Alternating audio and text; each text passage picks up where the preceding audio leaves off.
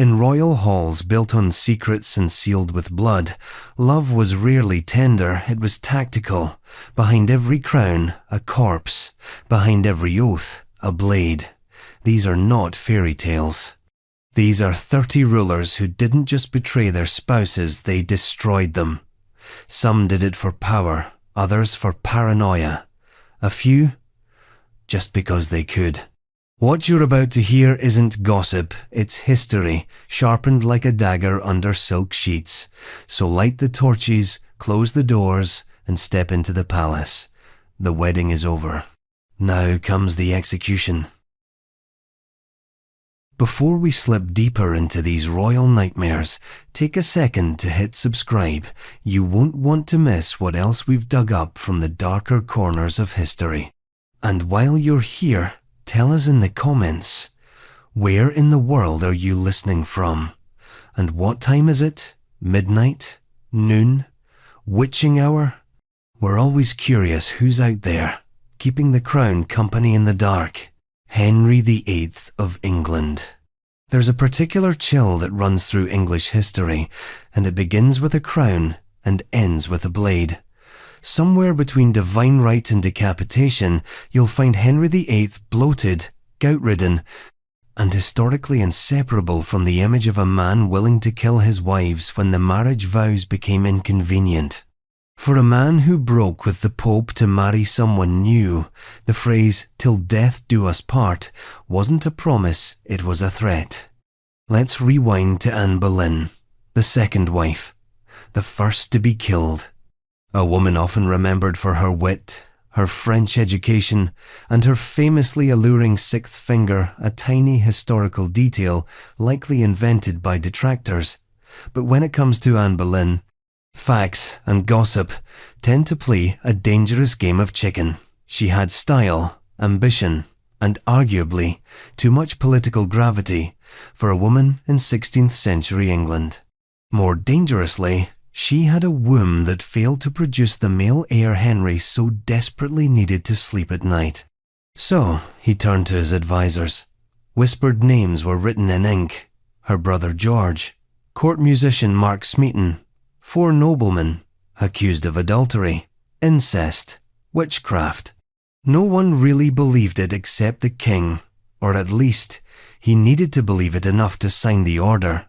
She was beheaded on May 19, 1536. The sword imported from Calais.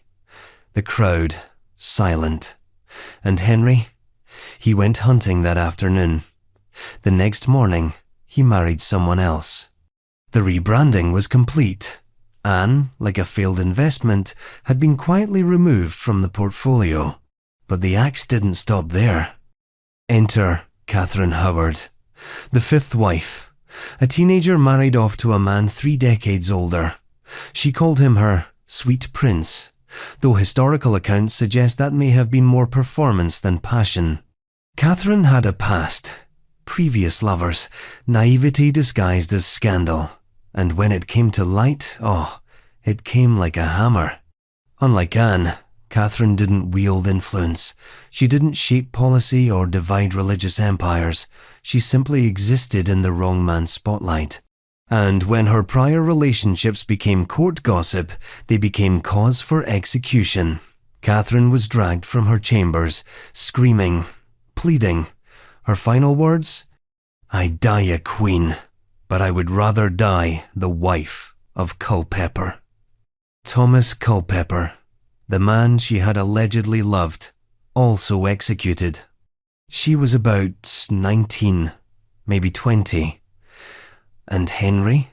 He continued on, as if wives were just pages in a bad chapter. 6 wives total. 2 executed, 2 divorced. 1 died, 1 survived. If this were a dating profile, it would be written in red flags. What's often lost in the retelling is not the savagery of the executions, though they were plenty savage, but the almost bureaucratic ease with which they were handled. Legal justifications were drawn up, Acts of Parliament passed. The Church of England was used like a personal sword. It wasn't a crime of passion, it was a system. a monarchy, a conveyor belt of consent and consequence. What makes Henry's story uniquely disturbing is that he didn't hide behind shadows. He didn't poison quietly or whisper commands in dark corridors. He made murder royal policy. And history, for a time, applauded, painted him in oils, hung his portraits above fireplaces. Schools teach his 6 wives like a rhyme: divorced, beheaded, died, divorced, beheaded, survived. As if that's a joke, as if it's a game. Anne Boleyn and Catherine Howard didn't die for treason. They died because a man didn't get what he wanted: a male heir, a permanent flame, eternal control. And England, wrapped in incense and holy scripture, bowed its head and called it Providence. Some historians argue that Henry grew mad in his later years, that the infections in his leg poisoned his brain, that his obsession with lineage was cultural, not personal. Maybe, or maybe he just learned that power gives you options, and that a crown makes murder look like fate. But Henry wasn't the first king to execute his wife. He certainly wasn't the last. The twisted logic of royal marriages, alliances disguised as love, dynasties masquerading as destiny, has produced some deeply unsettling unions. Some end in scandal, some in exile, and some, as you're about to see, end in death. Because a few decades after Henry's bloody pageantry, on a different continent, another man in another imperial robe would take that same hunger for power and turn it into spectacle. A Roman emperor this time, with a taste for theatre, a flair for sadism, and a name that still echoes with fire and blood. Nero. Nero, Roman emperor. When a man burns down his own city and blames it on Christians, you might assume his worst crime is already behind him. But with Nero, fire was just foreplay. His true legacy lies not only in torched temples and fiddled melodies, but in 2 deaths that unfolded like Shakespearean tragedies rewritten by a madman with an imperial seal. Let's begin with Octavia, his first wife, the daughter of Emperor Claudius, sister to Britannicus, a woman bred for imperial visibility but sentenced to invisibility the moment she became Nero's bride. Their marriage was less a union and more a political puppet show, and from the start, Nero didn't hide his disdain. He had no love for her, no patience, no respect, just obligation. And he had a mistress, Poppaea Sabina, waiting in the wings, whispering ambitions in his ear like a Roman Lady Macbeth dipped in honey and arsenic. Octavia was stoic, dutiful, a pawn in a room full of rooks. When Nero began flaunting his affair with Poppaea, she remained silent. When he publicly humiliated her, she endured. But Roman gossip has teeth. The people adored Octavia, perhaps because she was everything Nero wasn't: quiet, dignified, still human. And, in Rome, popularity could be dangerous currency. So Nero, always the artist, decided to rewrite the narrative. In 62 CE, he accused Octavia of adultery, a crime that, for an empress, was synonymous with treason. The man she was accused of sleeping with? A former tutor. He was tortured until he confessed. Octavia was banished, her slaves brutalized for confessions. But even then, exile wasn't enough. The people rioted in her name. Statues of Poppaea were torn down and replaced with effigies of Octavia. That kind of love? Unforgivable. So he killed her. They strangled her in exile, 17 years old. A teenager disposed of like surplus marble. Nero reportedly didn't flinch. His throne remained intact. His new wife, Poppaea, installed like a crown jewel. And yet what comes next is not redemption, not peace. Poppaea was beautiful, cunning, politically savvy. She got what she wanted. She became empress. She gave Nero something he actually desired, a daughter. But the womb is no shield when you're married to a man who mistakes rage for romance. One night in 65 CE, while pregnant again, Poppaea said something too sharply, too boldly. Some historians claim it was a comment about his lateness. Others say it was jealousy. Nero responded with his foot, one kick to the abdomen. She died shortly after. No trial, no executioner. Just a burst of imperial temper and another corpse wrapped in silk. Now, if this story feels murky, if the details shift like shadows on marble, it's because history was written by men who either feared Nero or wrote decades later, unsure whether to portray him as a demon or a mad clown. Tacitus suggests the killing was deliberate. Suetonius leans toward cold-blooded rage. Cassius Dio implies regret. Nero himself? He held a funeral, gave her a divine title, wept publicly, then had a boy slave castrated, dressed in her clothes, and married the child in a ceremony that stretched the Roman definition of insanity. He named the boy Sporus, and suddenly the horror turns grotesque. Because Nero didn't just kill his wives, he tried to resurrect them in the shape of someone weaker, someone more compliant. Sporus followed Nero through the final years of his reign, paraded like a macabre tribute. Historians often debate the psychological dimensions of this act, whether it was madness, guilt, obsession, or just another page in Nero's never-ending opera of self-worship. But in any case, it was one thing: imperial. Rome, under Nero, wasn't run by laws, it was run by moods, and when the man on the throne believed himself a god, death became performance art. Octavia's strangling was political murder. Poppaea's death was a tantrum with fatal consequences, neither left behind confessions, neither left behind heirs. Just silence.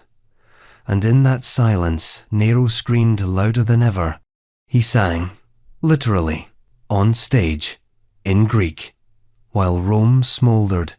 And perhaps that's the most chilling detail, that a man who destroyed those closest to him still demanded applause, that the very audience he betrayed clapped, fearing silence more than complicity, that Rome, ancient and gilded, accepted the deaths of its empresses with the same indifference they gave to bread and circuses. But Nero's descent would end the way all self-deifying tyrannies do, with betrayal, paranoia, and a dagger pressed to the throat by his own hand. And yet even his suicide wasn't the end of the pattern. Rome had more emperors, more bodies, more shadows behind the throne. Because the seat Nero inherited, stained by the death of Octavia, had already seen its fair share of ghostly echoes. And before him, there was Claudius, a man stuttering through history, awkward, intellectual, manipulated, but not harmless. Number. He set the stage in blood long before Nero kicked his way into infamy. Claudius, Roman emperor. If Nero was the storm, Claudius was the calm before it, the kind of calm that makes the air heavy and the birds go silent. He stammered, he limped, he wrote dull histories no one read. And yet, somehow, he became emperor. Not because he seized the throne, but because he was overlooked long enough to survive everyone else. The Roman elite thought him a harmless puppet, a placeholder, a man too mild-mannered to kill. They were wrong. Behind the limp and the nervous tick was a mind like a trapdoor, and like many Roman emperors, Claudius learned quickly that power doesn't ask you to become a killer, it just makes it inevitable. Enter Valeria Messalina, his third wife.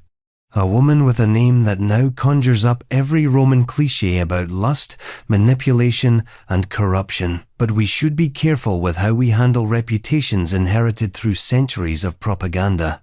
Messalina was young, beautiful, ruthless, possibly, or maybe just caught playing a game she was never meant to win. Either way, her fate was sealed not by scandal itself, but by the illusion of betrayal made too public to ignore. She married Claudius while he was still a private citizen, before he was emperor, when his prospects were more archival than imperial.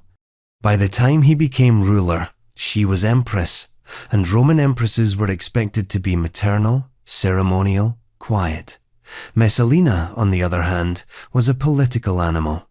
She orchestrated alliances, brokered appointments, and secured her family's wealth like a seasoned operator. That would have been fine had she not also allegedly indulged in, shall we say, extracurricular activities. The ancient historians, mostly men with a taste for gossip and a distaste for powerful women, accused her of outrageous things. Nightly escapades disguised as common prostitution, secret lovers smuggled through palace corridors, affairs with senators, gladiators, and anyone with a pulse and political use. It's easy to assume exaggeration, but one doesn't need to accept every lurid detail to acknowledge this much. Messalina was playing with fire, and Rome loves nothing more than watching women burn. The final act, however, was no mere affair. It was, according to our sources, an outright wedding. While Claudius was away in Ostia, Messalina allegedly married her lover, Gaius Silius, a man of nobility and ambition, in a full public ceremony. There were witnesses, vows, rings, allegedly even a banquet. The why remains foggy.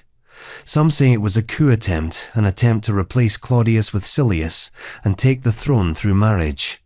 Others argue it was a symbolic insult, a private affair misinterpreted by enemies as treason.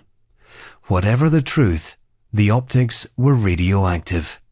And in Rome, optics were everything. Claudius returned to the capital with a decision to make: play the fool or act the emperor. He chose the latter. A flurry of executions followed. Silius was killed. Friends of Messalina were interrogated, tortured, and disposed of. The empress herself fled to the gardens of Lucullus, a place more known for its serenity than its carnage. She was given the option to kill herself, the Roman aristocratic way out. But when the moment came, the blade slipped from her hand. So they did it for her. A soldier stabbed her through the belly. Claudius, when informed, reportedly finished his lunch in silence.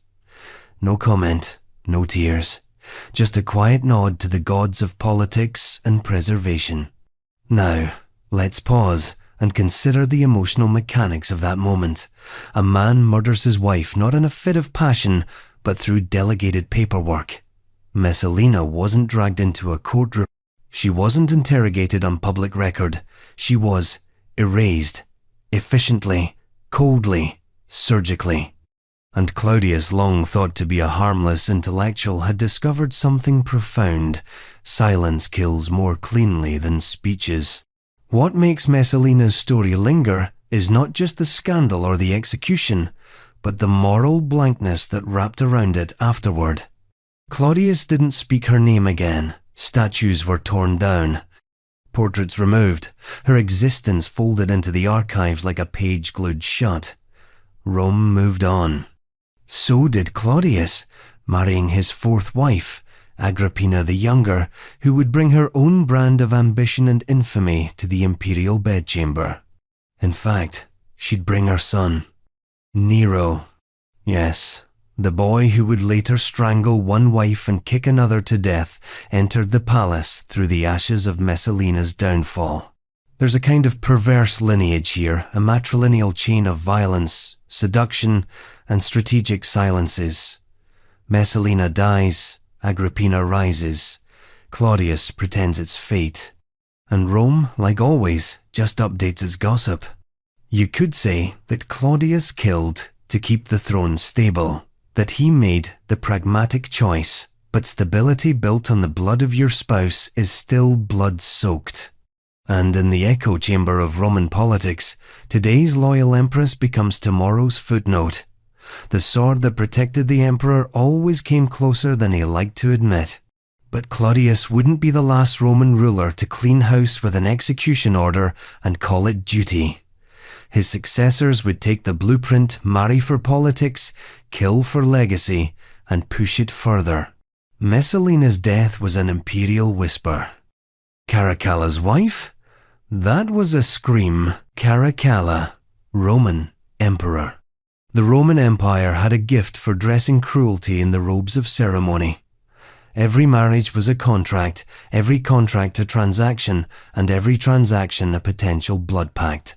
And so it's fitting that Caracalla, one of Rome's most infamous emperors, entered his matrimonial chapter not through love or alliance, but through bitterness stitched into the hem of his imperial toga. His wife was Fulvia Plautilla, and from the very first moment of their union, it was clear this wasn't a love story. It was a hostage situation. Caracalla, born Lucius Septimius Bassianus, was the eldest son of Emperor Septimius Severus, a stern, militaristic ruler who believed in dynasties the way farmers believe in irrigation, not optional. So when Severus looked across the political landscape and spotted the powerful prefect Gaius Fulvius Plautianus, his own right-hand man, he saw more than just loyalty. He saw legacy. An empire tied together by blood and marriage. Plautianus was the kind of man whose loyalty extended precisely as far as his daughter's dowry. And so in 202 CE, Fulvia Plautilla, his daughter, polished, aristocratic, and theoretically obedient, was married off to Caracalla.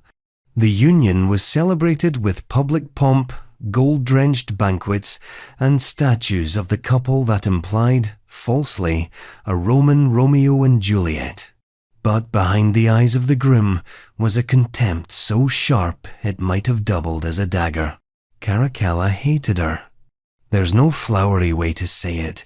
He despised her existence, despised her father, despised being told what to do by the man who effectively ran the empire while his own father looked the other way. And so Plautilla became the target of a uniquely Roman form of marital sadism, total psychological exile. Contemporary sources, again, biased, often contradictory, depict Caracalla as refusing to live with her, spitting in her direction during public events, and even threatening to kill her on their wedding day. To modern ears, it sounds absurd, but in the imperial court, that absurdity was not weakness, it was theatre. And Caracalla performed cruelty with the ease of a man who knew no one could stop him. Not yet. Then came the pivot. In 205 CE, 3 years after the wedding, the Emperor Caracalla's own father finally took notice of the political Frankenstein he'd created. Plautianus, the powerful father-in-law, was becoming too bold, too independent. Allegations swirled. Conspiracy. Overreach. Possibly even whispers of a coup. And just like that, the man who had secured his daughter's future was executed by imperial decree, not tried, not questioned, just erased. Caracalla was thrilled. With Plautianus dead, there was no more reason to tolerate Plautilla. She was banished immediately, first to Sicily, then to the dusty margins of North Africa, where exile wasn't just geographical, but existential. Her statues were destroyed, her name scratched out of dedications, her memory marked for deletion. And then, in 211 CE, the final order came. Sources disagree on whether it was swift or slow, personal or delegated, but the outcome remains. Fulvia Plautilla, once Empress of Rome, was executed in obscurity, likely strangled, possibly starved, perhaps even tortured first.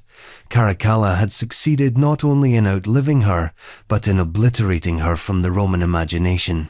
A wife turned ghost. Now, it's tempting to view Plautilla as just another casualty in a long imperial line of sacrificial women. But her death, uniquely cold, bureaucratically personal, exposes something especially rancid in Caracalla's character. He didn't kill her in a fit of rage, as Nero did with Poppaea. He didn't use her as a scapegoat for treason, like Claudius did with Messalina. He waited, he hated, and he erased.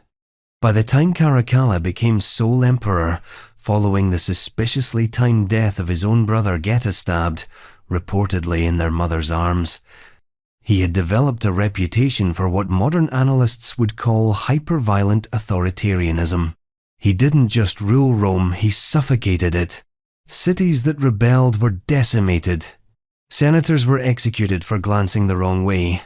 He bathed himself in the legacy of Alexander the Great, though what he truly mirrored was not brilliance, but delusion sharpened into bloodshed. And at the core of that legacy was a woman who never wanted to be a queen, who never got to be a wife in any meaningful way, and who became the unfortunate recipient of Rome's oldest ritual, death by male ego. Because Fulvia Plautilla wasn't executed for what she did. She was executed for what she represented a past Caracalla wanted to burn, her father's influence, his forced obedience. The years when he was still a prince biting his tongue instead of wielding the knife. In killing her, he wasn't just tying up loose ends, he was rewriting the prologue to his empire. And here's the kicker. The Roman public barely blinked. They were used to this. Wives came and went, empresses rose and vanished like stages in a play no one really understood anymore. Rome's heart beat louder for generals and gods than for murdered women. Still, the shadows of those women didn't disappear. They lingered in the frescoes, in the margins of biographies, in the stone-cold lines of statues with faces broken off. And one of the most famous of those statues once depicted Plautilla serene, graceful, untouchable. You'd never know that beneath that idealized marble chin was a neck that would eventually be wrapped in a noose made of dynastic paranoia. But even Caracalla, for all his brutality, wasn't quite ready to eclipse what came next. Because the next Roman on our blood-stained list didn't just kill his wife, he killed his son too. A move that left historians blinking in disbelief and moralists wondering what kind of empire could call that justice. Constantine the Great. Constantine the Great. History likes its heroes tidy. It wants to sculpt them from marble and wrap them in divine light. And in the Western imagination, few emperors gleam more gloriously than Constantine, the great military genius, unifier of the Roman Empire, legalizer of Christianity, founder of Constantinople, and that rarest of historical beasts, a ruler who died in his bed. He was canonized, venerated, crowned with the rare halo of both saint and Caesar. But let's take a chisel to the pedestal, because in 326 CE, right in the thick of his so-called golden years, Constantine executed his son and then murdered his wife. Not enemies, not traitors, not palace threats with distant claims to the throne. His son, his wife, within months of each other.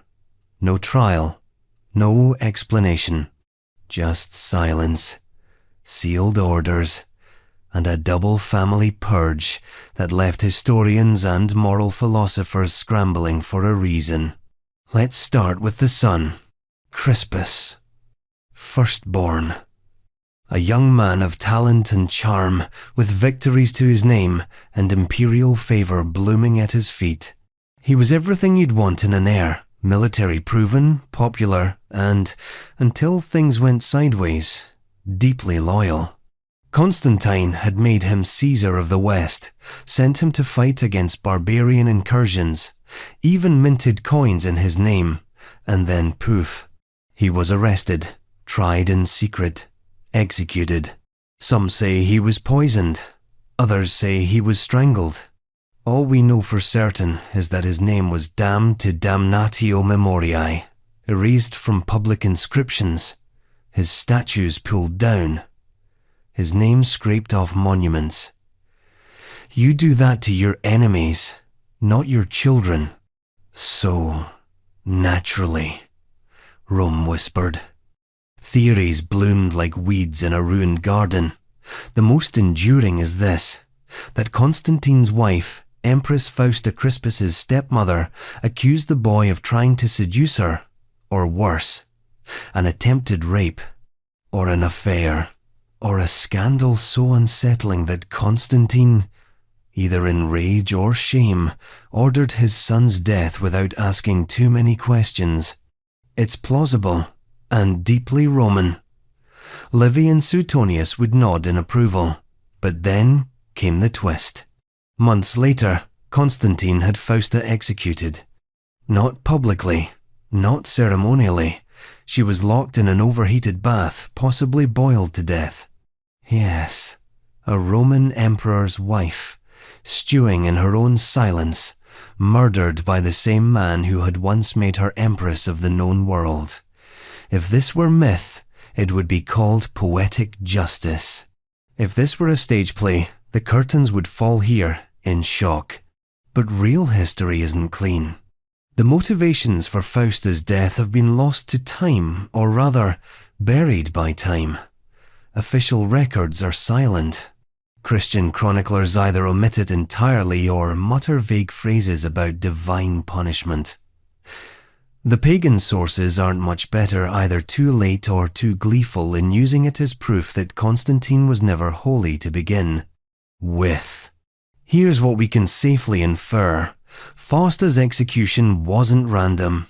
You don't kill the empress without reason, especially not after you've just killed your heir. The two deaths are linked perhaps by lies, perhaps by truth, but certainly by paranoia. Maybe Fausta falsely accused Crispus of assault to eliminate a political rival. Maybe the accusation was real, and Constantine regretted his reaction. Maybe Constantine discovered her plotting something darker, something dynastic, something fatally ambitious. We don't know. That's the point. We aren't supposed to know. Because Constantine, the man who made the cross a symbol of empire, also made sure to keep the skeletons in his palace sealed under official myth. In public, he was the Christian emperor, the reformer, the baptized visionary who saw a holy sign in the sky before battle. But behind the veil, a man who murdered the people closest to him with surgical finality. And unlike Nero, he didn't do it with theatrical rage. Unlike Caracalla, he didn't seem to enjoy it. Constantine's executions were bureaucratic, calculated, cold. Orders signed with a stylus and sealed with imperial wax. No public speeches, no dramatic breakdowns, just deletion. As if love, betrayal, blood were just numbers in an imperial column that no longer balanced. Fausta's death leaves a particularly bitter taste because her story ends not with drama, but erasure. Her name was almost completely wiped from imperial memory. Only scraps survive an inscription here, a coin there, reluctant mentions in hostile texts. She bore Constantine 3 sons. Her blood ran through the dynasty, and still she was disposable. That's the real horror of Roman marriage under imperial rule. Love was never the point. Women weren't wives, they were pivot points in political equations. Marry one to forge an alliance. Kill one to eliminate a liability. If you're Constantine, do both before the year ends and have dinner afterward. What makes Constantine's crimes more unsettling than the others on this list is precisely how unruffled they seem. Nero was a maniac. Caracalla was a thug. Claudius was a pawn with a pen. But Constantine? Constantine was the emperor history decided to love. And so his murders had to be swept under the tapestry of sainthood, hidden in footnotes and uncomfortable silences. But every empire, no matter how holy, has a graveyard full of whispers. And Constantine's whisper comes from a steam-filled chamber where a woman waited for her husband to change his mind and heard only the hiss of boiling water. The story ends in stillness, but the pattern doesn't, because centuries before Constantine chose the bath, another king crowned far from Rome chose a queen and then unchose her in spectacular fashion. His kingdom was Judea, his name was Herod, and the woman he killed, he never stopped loving her, which, somehow, made it worse. Herod, the great king of Judea, executed his queen, Mariamne I, 29 BCE. If history is a mirror, then Herod the Great cracked it with his own crown. He is remembered today with a pair of bloodied contradictions: the architectural visionary who rebuilt the temple in Jerusalem, and the paranoid tyrant who killed his own wife. And not just killed her, loved her so obsessively, so ruinously, that her death became the centerpiece of his myth. A man who built palaces with one hand and buried love with the other. Mariamne, I wasn't just any queen. She was Hasmonean royalty, the last living link to the Jewish dynasty that Herod had displaced through Roman favor and calculated marriage. Their union was less about love and more about legitimacy. Marrying her wasn't just strategic, it was essential. Her blood made Herod's rule acceptable, palatable, Jewish. And yet, Mariamne was no puppet. She was proud, famously beautiful, and as far as the sources tell, it utterly unimpressed by Herod's paranoia-drenched bravado. She had her own lineage, her own sense of identity. She didn't bend easily, and she certainly didn't flatter the man who had, in effect, stolen her family's throne. She may have married a king, but she never truly consented to his kingdom. Herod, meanwhile, was obsessed. Not in the romantic, candlelit way the word sometimes implies, but in the way fire obsesses with wood. He loved her with a hunger that reeked of possession, control, preservation. And it festered. Because love, in Herod's mind, was never safe unless it was sealed. So he watched her, controlled her, built her into the architecture of his dynasty, then panicked at the thought of losing her. The paranoia grew, as paranoia always does, in the absence of restraint. Herod began asking what would happen to Mariamne if he were to die unexpectedly, not who she would mourn, but who she would marry. And more dangerously, how her loyalties might shift if he were suddenly removed from the board. So, he did the unthinkable. He gave secret orders to have her killed if he died. A kind of preemptive grave insurance, because nothing says romantic devotion like planning your wife's execution just in case she gets any ideas after your funeral. Of course, Mariamne found out, possibly through whispers, possibly from the people Herod trusted to carry out the plan, and she was, understandably, livid. The betrayal cut deep not just because it revealed his paranoia, but because it proved the fundamental truth of their relationship. She was property. Herod didn't love her as a person, he loved her as a symbol. A trophy. A creature he could place in a gilded cage and call affection. After that, their marriage descended into a war of icy silences and open contempt. Herod's mother and sister, both infamous for their political meddling, stoked the fire with accusations, suggesting that Mariamne was unfaithful, that she had used her influence for treason, that she had mocked the king's affections behind closed doors. Whether or not these claims were true didn't matter. Herod believed them, or needed to. In 29 BCE, it came to a head. Mariamne was arrested, tried, convicted. The charges? Conspiracy, adultery, treason. The punishment? Death. Some say she was strangled. Others claim a more private execution. The method fades into the background noise of ancient atrocity. What doesn't fade is Herod's reaction. Because once she was dead, he unraveled. He didn't celebrate. He didn't sleep. He didn't eat. He wandered the palace in a stupor, calling for her, hallucinating her voice. He fled to his desert fortress, Masada, a hollow shell of the king who had ordered the death of the one person he couldn't emotionally replace. He even commissioned sculptures and paintings of her likeness, ghastly echoes of the queen he had destroyed. If this sounds like the behavior of a man overcome by guilt, perhaps it was. But it was also narcissism in morning's disguise. Herod didn't regret killing her because it was wrong. He regretted killing her because it left him alone with himself. This is the paradox of Herod, a man powerful enough to kill the woman he adored, and fragile enough to break under the weight of his own decision. In Roman terms, he was a client king subservient to Caesar, beholden to Roman overlords, but within Judea, he ruled like a god. He built cities, fortresses, harbours. He reshaped the landscape to bear his name, but all that stone and mortar couldn't contain the black hole inside him. Mariamne's death was more than a royal execution. It was a moral autopsy. She died because Herod needed her more than he trusted her. Because his love was conditional, transactional, devouring. And because in a world where power and affection collide, the people closest to the throne are always the ones most likely to be sacrificed upon it. In a cruel twist of fate, Mariamne became immortal not through memory or justice, but through legend.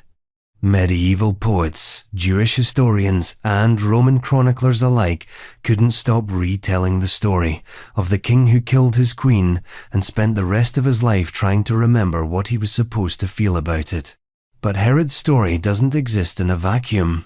It's not just the tale of one man's descent into obsessive tyranny, it's part of a recurring pattern stitched across centuries and empires. Because if love was fatal in Judea, it was no safer in medieval Castile, especially when the king went by the charming nickname, the Cruel, Pedro I, the Cruel of Castile. They called him El Cruel, but not to his face. To his face, they called him El Justiciero, the Avenger, the Righteous. The man who took Castilian justice into his own bleeding hands and decided who got to live and who got to disappear. Pedro I of Castile, king from the age of 15, ruled in a way that makes the term bloodline feel uncomfortably literal. Blanche of Bourbon barely made it through the front gates of her own marriage before she was discarded. Married in 1353 to the King of Castile, she arrived in Valladolid, radiant and politically valuable, a French princess, niece to the King of France, and one more piece in the never-ending chess match of European diplomacy. For her, the wedding was the kind of union that bore centuries of strategic weight. For Pedro, it was just a speed bump on the way to wherever his mistress was waiting. And she was waiting. Her name was Maria de Padilla. Pedro had been entangled with her long before Blanche entered the picture, and he had no intention of letting something as minor as a marriage treaty with the French royal house disrupt his personal arrangements. So on the very same day that Blanche and Pedro were married, a lavish ceremony with all the ceremony and none of the sincerity, he left, not for war, not for diplomacy, but for Maria. Blanche was left alone, literally abandoned on her wedding night. By the next morning, Pedro had already declared he'd been tricked into the marriage, that Blanche had concealed defects, that she was sterile, or deformed, or somehow unsuitable for royal service. This was not a divorce. This was a rejection with a death sentence attached to the fine print. She was imprisoned almost immediately. First under house arrest in the castle of Arevalo, then moved to Medina, Sidonia, then to Sigüenza, then to Toledo, each transfer more humiliating, more isolating than the last. And through it all, she wrote letters to her family, to the Pope, to the King of France, Her pleas were clear. She had been falsely accused, unjustly imprisoned, and her life was in danger. No one came. The French crown, bogged down in the 100 Years' War and its own succession crises, sent a few diplomatic complaints but stopped short of demanding Blanche's release. The Pope had other priorities. Anne Castile, locked in a brutal civil conflict between Pedro and his illegitimate half-brothers, had no room for mercy. And so, in 1361, while the court was distracted with plague and rebellion, the problem of Blanche was solved. Quietly, she was murdered, likely by poison, possibly strangled. The order almost certainly came from Pedro himself, though. Like all royal executions, the fingerprints were kept off the knife. One chronicler wrote that Pedro sent 2 men to carry out the deed, Íñigo Ortiz de Estúñiga and Juan Pérez de Reboledo. If the story is true, they arrived with the cold clarity of routine, informed her of her sentence, and finished it without ceremony. No trial, no witnesses, no burial of note. What makes Blanche's death particularly cruel, even by medieval standards, isn't just that she was killed after years of confinement. It's that she had already disappeared long before her body did. Pedro had scrubbed her from public life, declared her marriage invalid, claimed she was never truly queen. This was not just the physical murder of a woman, it was the administrative assassination of a legacy. Maria de Padilla, the mistress for whom Pedro threw Blanche away, was quietly installed as queen in everything but name. Her children were legitimized, her influence solidified. After her death, Pedro even declared they'd been secretly married all along, retroactively erasing Blanche's brief and miserable reign. Pedro's apologists, yes, they existed, claimed Blanche had been part of a French conspiracy, that her bloodline was dangerous, that she represented a foreign threat to Castilian independence. But no credible rebellion ever emerged in her name, no faction rose to avenge her. She was, by every account, a ghost in her own kingdom. And yet, her murder haunted Pedro. He ruled for another 8 years, increasingly brutal, increasingly paranoid. His reputation divided sharply. To some, he was the only man capable of enforcing law in a country collapsing under noble infighting. To others, he was a tyrant who ruled with the instincts of a butcher. In 1369, one of his half-brothers, Henry of Trastamara, finally overthrew him with French backing. Pedro was stabbed to death in a tent, tricked into a false negotiation, and knifed through the face. A fitting end for a man whose politics were personal and whose love life was lethal. The irony? After Pedro's death, his enemies made Blanche into a saint, a victim of royal tyranny, a symbol of lost innocence. Her memory, erased in life, was resurrected as a political tool. Monasteries prayed for her soul. Her name was inscribed into the tragic lore of French-Castilian relations. The queen who never ruled. The bride who never Wednesday. The woman whose love story was written in iron bars and footnotes. Blanche's murder wasn't unique in medieval politics, but the intimacy of it, the slow collapse from royal bride to forgotten prisoner to silent corpse, makes it especially chilling, because it wasn't rage that killed her. It was rejection institutionalized, a cold bureaucracy of abandonment. And if you think that was grim, wait until you meet the queen who may have turned the tables, one who didn't endure the conspiracy, but might have authored it. Her name was Joanna. Her throne was Naples. Her husband, found dead in a courtyard, under suspiciously silent stars. Joanna I of Naples. There's something uniquely unnerving about power wrapped in silk. Joanna I of Naples was only 17 when she became queen in her own right, a rare thing in 14th century Europe and an even rarer thing in the Kingdom of Naples, where every nobleman with a sword considered a crown their birthright. Her coronation was both revolutionary and dangerous. Because it wasn't just Joanna's reign they objected to, it was the idea that a woman could wield power without borrowing it from a man. So the church stepped in with a compromise, let her rule but marry her off, secure her crown by anchoring it to male authority. And who better for the job than her cousin, Andrew of Hungary, son of Charles I of Hungary, brother to Louis the Great, and a royal in his own right. It would unite two powerful Angevin branches, fortify papal politics, smooth over succession nerves. It was perfect. On paper. In practice, a disaster, soaked in paranoia and blood. Andrew was, by most accounts, not exactly built for the Neapolitan court.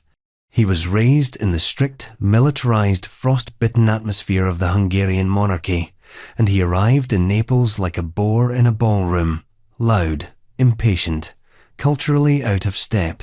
He resented that Joanna ruled alone, resented that her advisors ignored him, resented being treated like a consort when he believed he should be king in name and in power.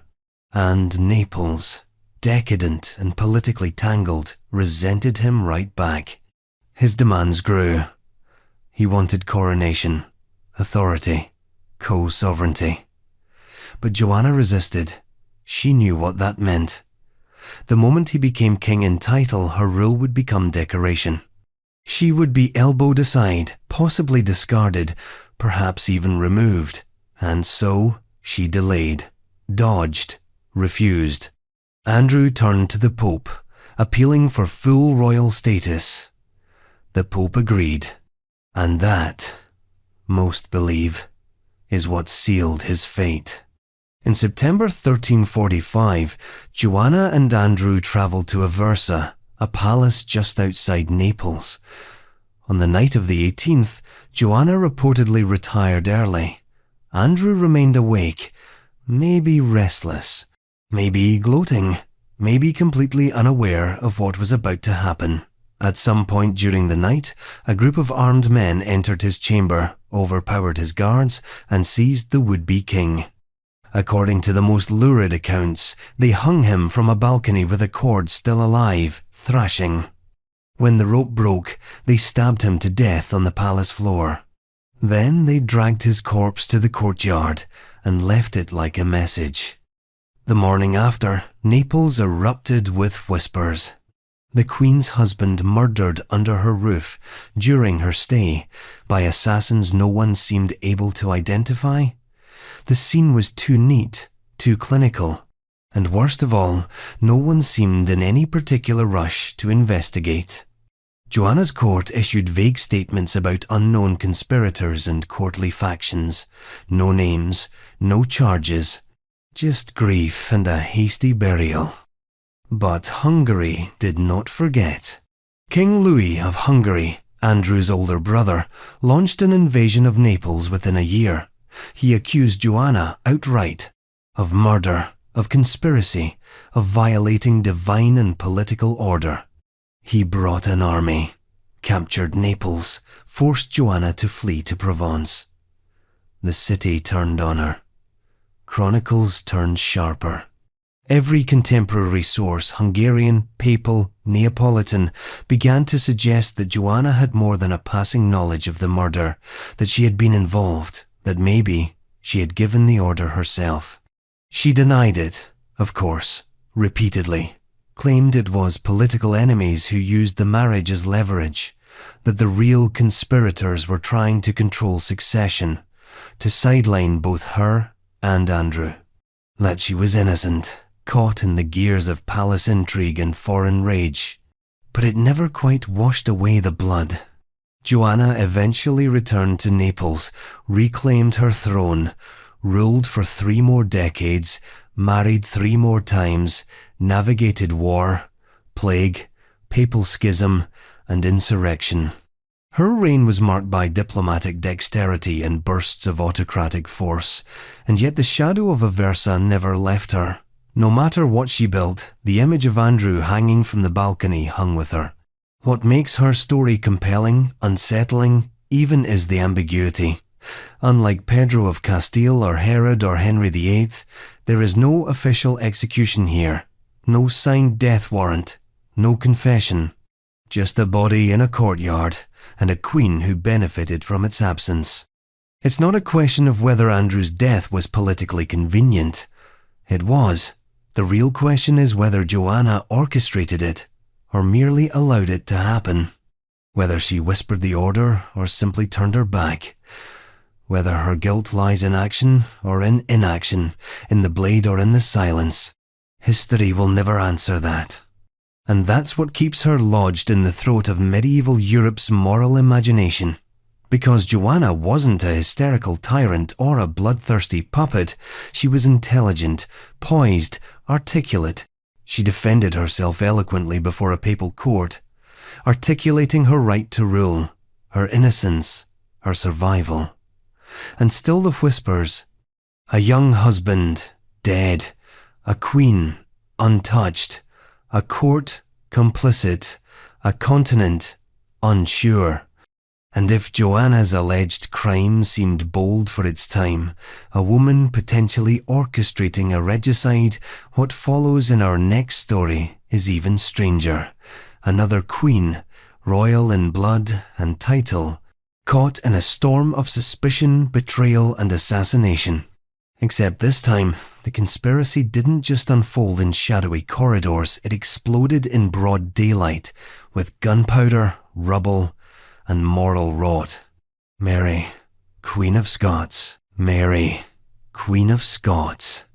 Some royal marriages end in quiet heartbreak. Others end in diplomatic annulment. And then there's the marriage of Mary, Queen of Scots, and Henry Stuart, Lord Darnley.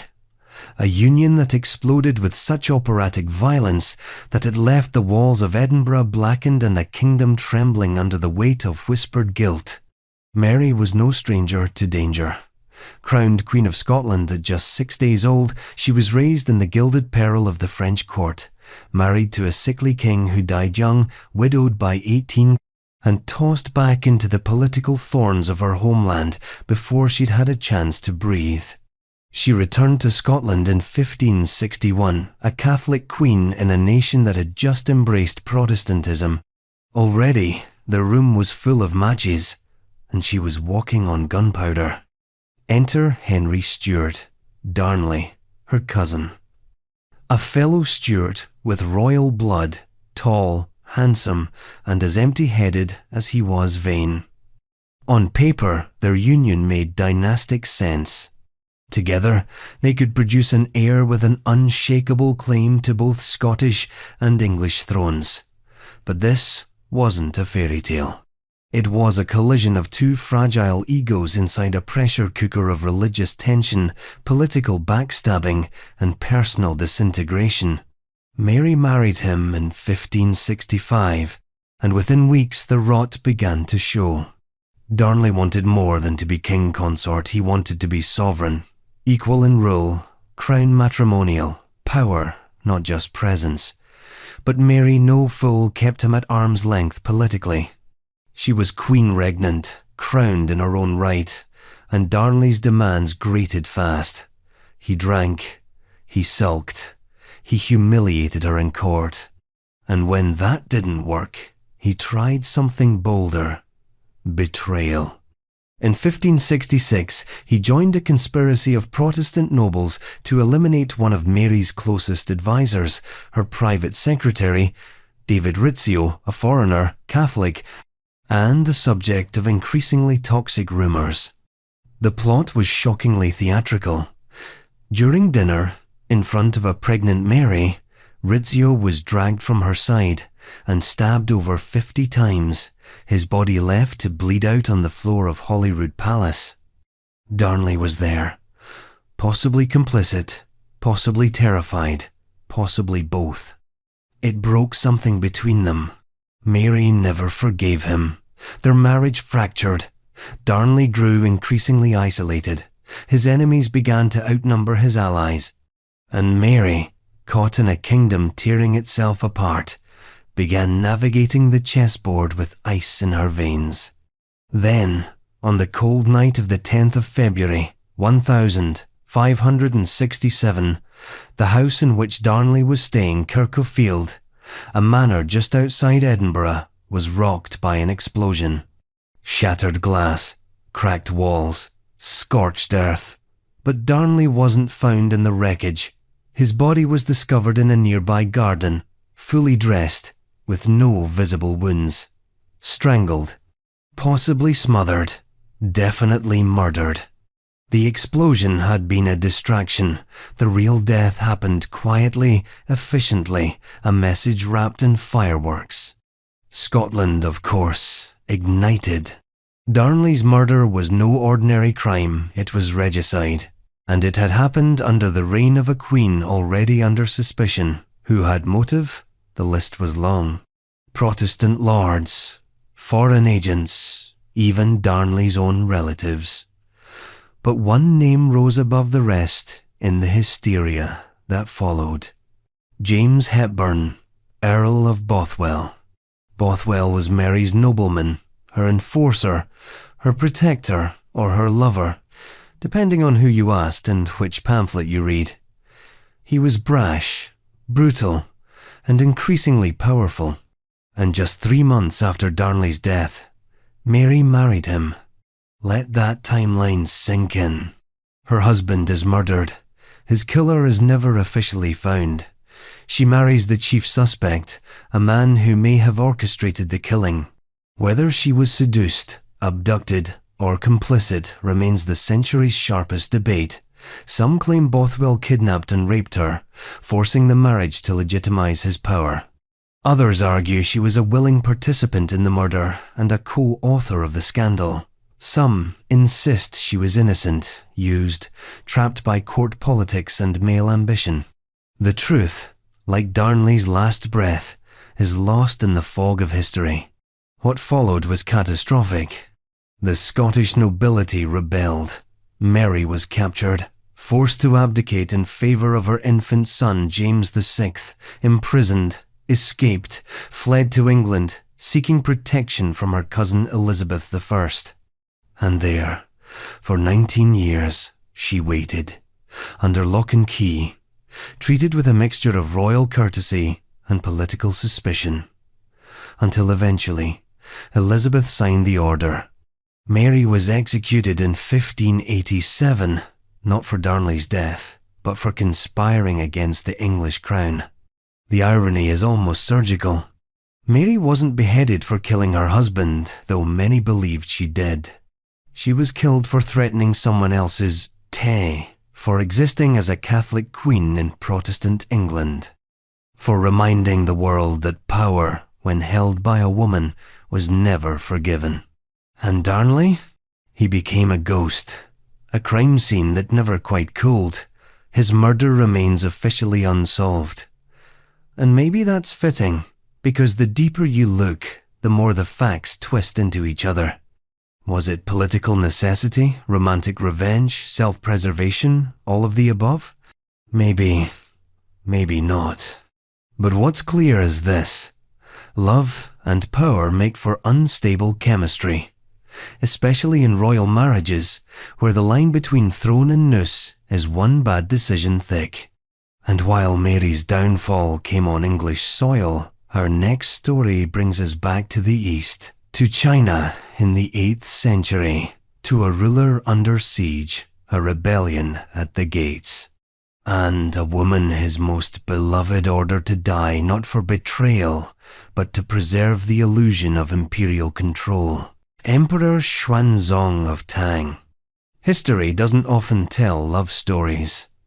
It tells alliances, compromises, dynastic swaps masquerading as marriage, and infatuations buried beneath treaties. But the story of Xuanzong and Yang Guifei, buried inside the decline of China's most celebrated golden age, reads like a twisted romance opera carved into the bones of an empire. It is lush, doomed, indulgent, and in the end, quietly monstrous. Tang Dynasty China, mid-8th century. The empire is vast, cultured, impossibly powerful. Literature blossoms, art flourishes, tea becomes a national obsession. But beneath the beauty lies something else, a sense that the center is rotting. that the harmony of heaven and earth so central to Chinese imperial philosophy is beginning to fracture. And at the center of the center sat Emperor Xuanzong, aging, distracted, increasingly enraptured by one woman, Yang Guifei. She was not born royal. She began as a concubine of the emperor's son, but Xuanzong took one look at her and decided decorum was optional. He pulled her into the palace, elevated her rank, and in a court filled with poetry, calligraphy, and ceremony, she became his obsession. The title Guifei, imperial consort of the highest rank, was created just for her. She didn't just catch his eye, she reordered his world. She bathed in lychee wine.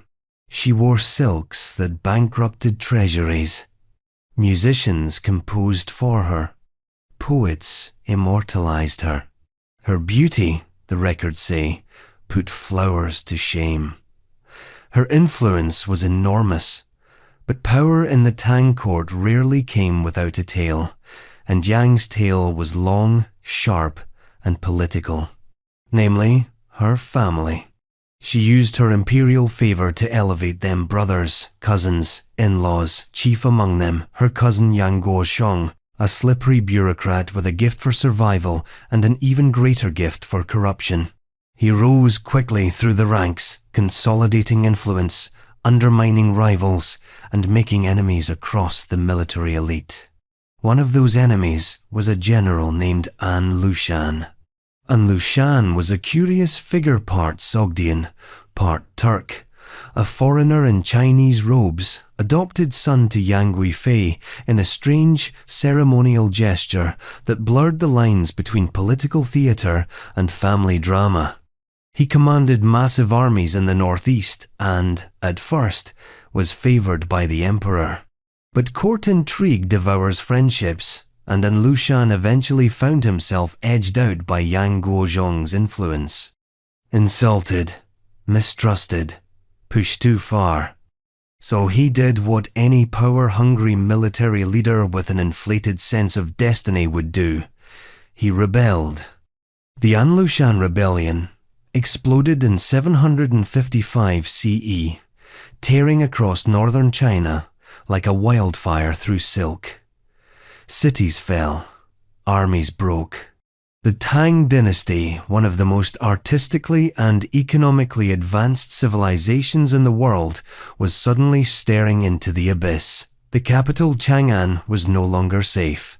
The emperor, his court, and his beloved Yang Guifei were forced to flee west, a humiliating retreat led by panicked eunuchs and half-starved guards. And then they reached Maui. By now, the imperial guard, once loyal to the throne, had turned sullen, exhausted, and vengeful. They blamed the collapse of the empire not on poor planning or military failure, but on decadence. On Yang Guifei, on her cousin Yang Guozhong. The soldiers' whispers turned to shouts. They demanded blood. Guozhong was killed on the spot.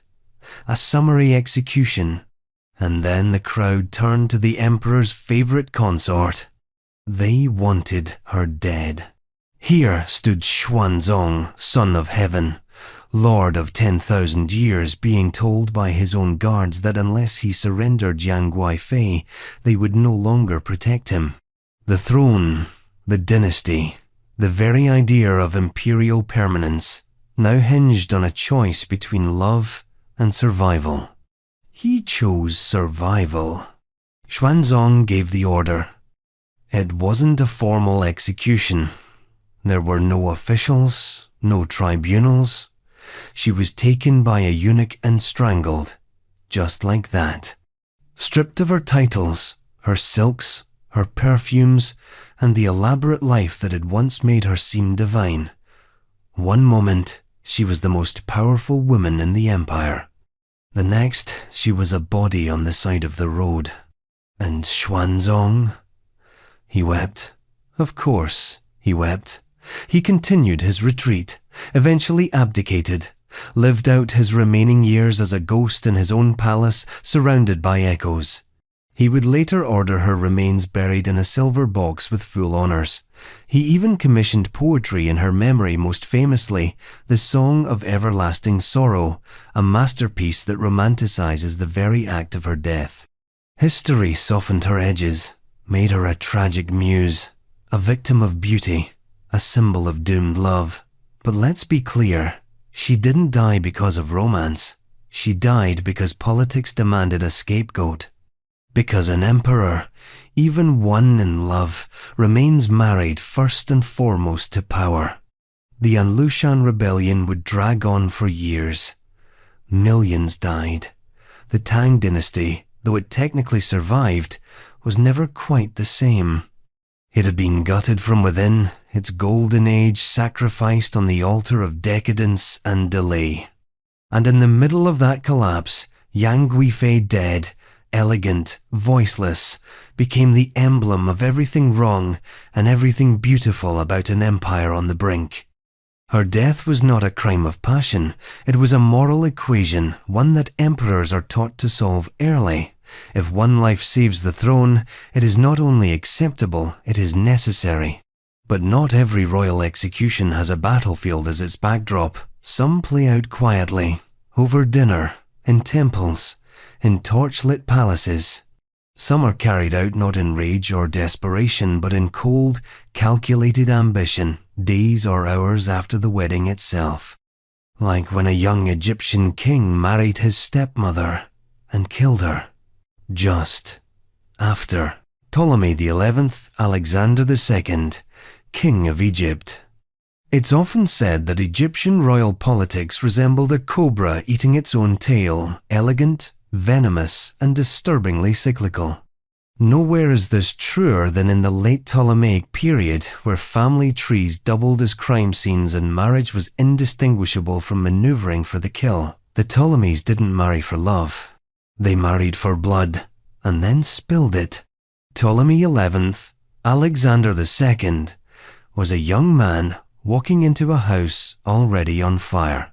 Born into a decaying dynasty more obsessed with incest and inheritance than governance, he was the son of Ptolemy X and the stepson of Berenice III, a woman who had ruled Egypt briefly in her own right, stabilizing the throne in the wake of chaos. When the Senate in Rome, because yes, by this time Egypt was already part marionette to Roman interest, decided Egypt needed a new ruler, they sent young Ptolemy XI to claim the crown. But there was a catch. He had to marry Berenice. Let's pause there. He was roughly 16. She was in her 32nd. She was also his stepmother and cousin, and the widow of his uncle, and possibly even his biological aunt, depending on which historian you believe. In the Ptolemaic world, that counted as a perfect match. The royal family had long turned endogamy into policy-keeping power, concentrated, bloodlines pure, and succession disputes, ironically, even bloodier. And so the wedding went forward. It was an uncomfortable spectacle, even by Hellenistic standards. The young, Roman-backed pretender and the seasoned, politically savvy queen regnant.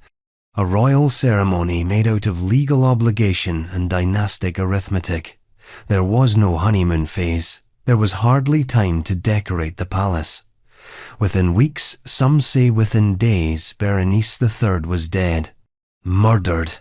By her husband. The how is debated. Some say she was poisoned. Others say she was stabbed by palace guards loyal to him. There is even a version where she was lured into a false meeting and quietly strangled, a whisper of silk and betrayal. The truth is buried in centuries of contradictory records, all united by a single horrifying fact. She was gone, and Ptolemy XI was still standing. But not for long. You see, Berenice III wasn't just politically useful, she was beloved by the Alexandrian populace, by the priesthood, by the nobility who had grown weary of imported Roman puppets and child kings with knives hidden behind diplomatic smiles. She had, however briefly, represented something close to Egyptian autonomy. Her murder wasn't just shocking, it was infuriating. And for once, the people did something about it. Within 3 weeks of the wedding, Ptolemy XI was dragged from the palace by an angry mob and torn to pieces. Yes, torn to pieces. The Romans hadn't even finished writing the letters of congratulation before their chosen king was lying in pieces on the marble floor, his reign reduced to a cautionary paragraph in dusty archives. He had ruled Egypt for 19 days. A short reign, a shorter marriage, a brutally permanent mistake. Now, the immediate question then and now is, why did he do it? Why murder the one person who legitimized your claim? Why remove the figure who stood between you and open rebellion? Why light the match when you're standing in the kindling? There are theories, of course, that he resented her authority, that he feared she'd eclipse him as queen regnant, that Roman advisors whispered poison into his ear, convincing him that she was a threat to his fragile throne. Or maybe, more disturbingly, he didn't see it as a choice at all. Maybe in the cold logic of dynastic rule, removing Berenice was simply step 2 of his coronation. Because in Egypt, even more than in Rome, power was visual, symbolic, absolute. Berenice had ruled alone. She had issued decrees, appeared in temples, worn the double crown of Upper and Lower Egypt with the authority of a living goddess. To Ptolemy XI, marrying her wasn't enough. She had to be erased. And he underestimated the cost of erasure. His death, while gruesome, wasn't just mob violence, it was political correction. A reminder that even in a system built on assassination, there were limits. That even a kingdom addicted to internal bloodletting had lines that could not be crossed. He crossed them, and the crowd pulled him back across, one dismembered limb at a time. The aftermath? Egypt descended into another chapter of dynastic musical chairs. Ptolemy XII, known later as Auletes, the father of Cleopatra, would eventually take the throne, setting in motion the final acts of the Ptolemaic dynasty. But the murder of Berenice III remained an unforgettable stain, a moment when the palace consumed its queen and choked on the bones. There's a cynical pattern here, repeated like a curse in royal history, that those who bring legitimacy, especially women, are often the first to be destroyed. Berenice wasn't an obstacle. She was the foundation. But for a boy desperate to seem like a king, she became a mirror too clear to bear, and so he shattered it. And as the shards were swept up, Egypt prepared to welcome the next royal monster in line. A different culture, a different crown, but the same pattern: marry, manipulate, murder.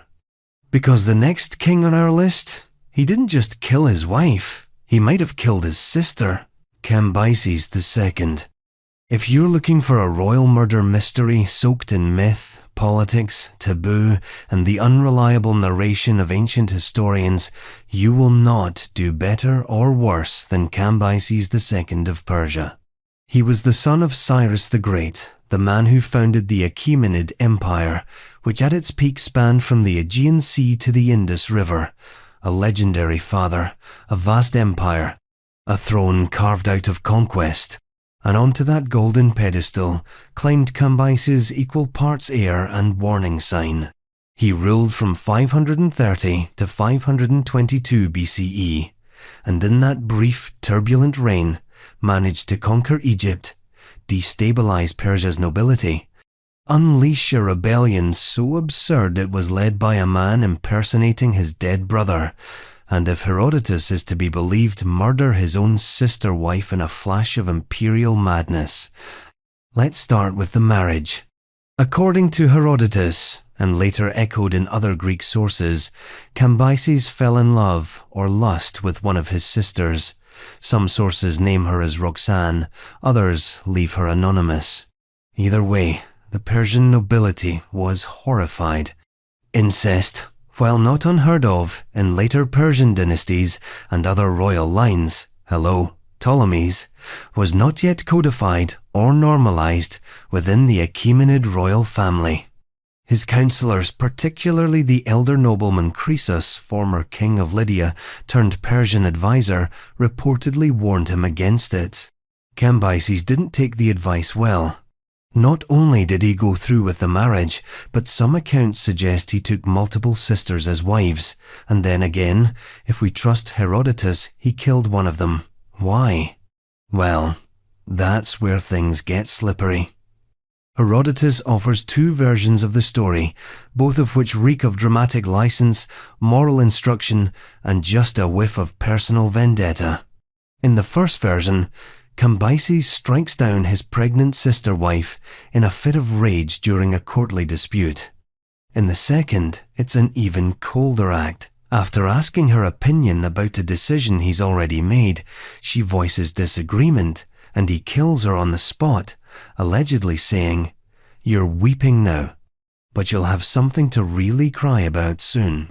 Then he stabs her. In both versions, the implications are clear.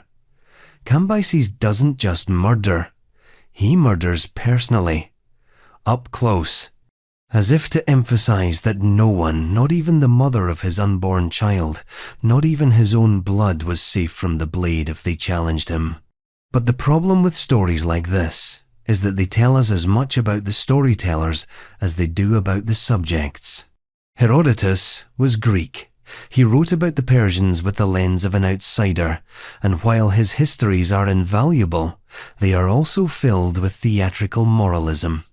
Cambyses, in his writings, is the textbook example of the bad Eastern king, a man who inherits greatness and instantly squanders it through madness, cruelty, and blasphemy. And nowhere is this more apparent than in how Cambyses allegedly unravels. Herodotus portrays him as spiraling into megalomania. He desecrates Egyptian temples. He mocks their gods. He orders the execution of nobles for minor offences. He murders his brother Bardia out of suspicion, and then is haunted by the act. He develops what can only be described as a hereditary case of divinely appointed insanity. And in the middle of all this, he kills his sister. Her death is painted as the culmination of royal arrogance, the moment where love, power, incest, and rage fuse into something toxic enough to crack an empire. But peel away the storytelling embellishments, and we're left with this. A king who consolidated power brutally, who may have broken cultural taboos by marrying his sister, and who almost certainly executed her when she became inconvenient. Was it passion? Politics? A personal betrayal? We'll never know. The royal court of ancient Persia didn't leave behind trial records or confessional monologues. The story, as it survives, is second-hand, filtered through Greek chroniclers, interpreted by modern scholars with varying degrees of skepticism. Some even argue the sister-wife murder is a later invention crafted to demonize Cambyses and contrast him with his more stable successor, Darius I. But whether literal or literary, the story has teeth. Because it fits into a broader pattern we've already seen. Royal women, used to seal legitimacy, are almost always expendable. Their political utility is inversely proportional to their proximity to power. Once they overstep by speaking up, by resisting, by reminding their husbands they are more than just ornaments, they become threats. And threats, in monarchies, are rarely allowed to breathe for long.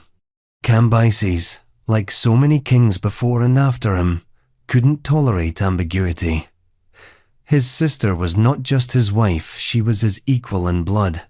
Her presence reflected a tangled mirror. Desire twisted with inheritance, intimacy blurred by ambition, and when the image cracked, he chose the knife. What makes this particular death so haunting is its quiet absence from the imperial record. No funeral, no ceremony, no mention in Persian inscriptions. Just a fleeting anecdote in foreign histories, a forgotten woman in the shadow of a collapsing dynasty. She disappears, he marches on. But not for long.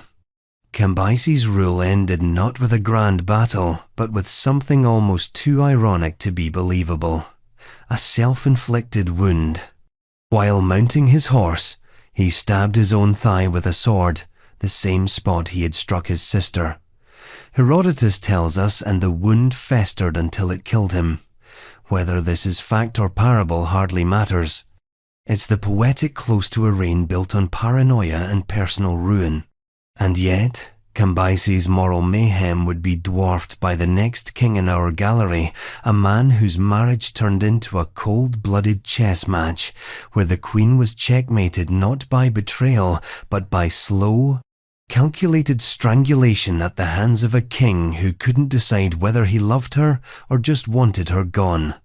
Chilperic I of Neustria was not a madman. He was worse. Rational. Chilperic I of Neustria.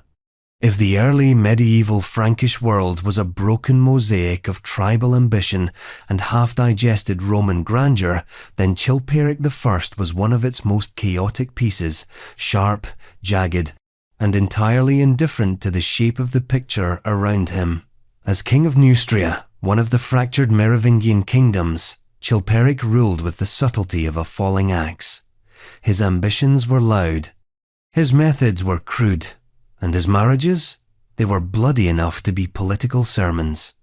Let's begin with his wife, his second wife Galswintha, a Visigothic princess. Galswintha was sent north from the Iberian Peninsula to marry Chilperic in what was meant to be a high-born alliance.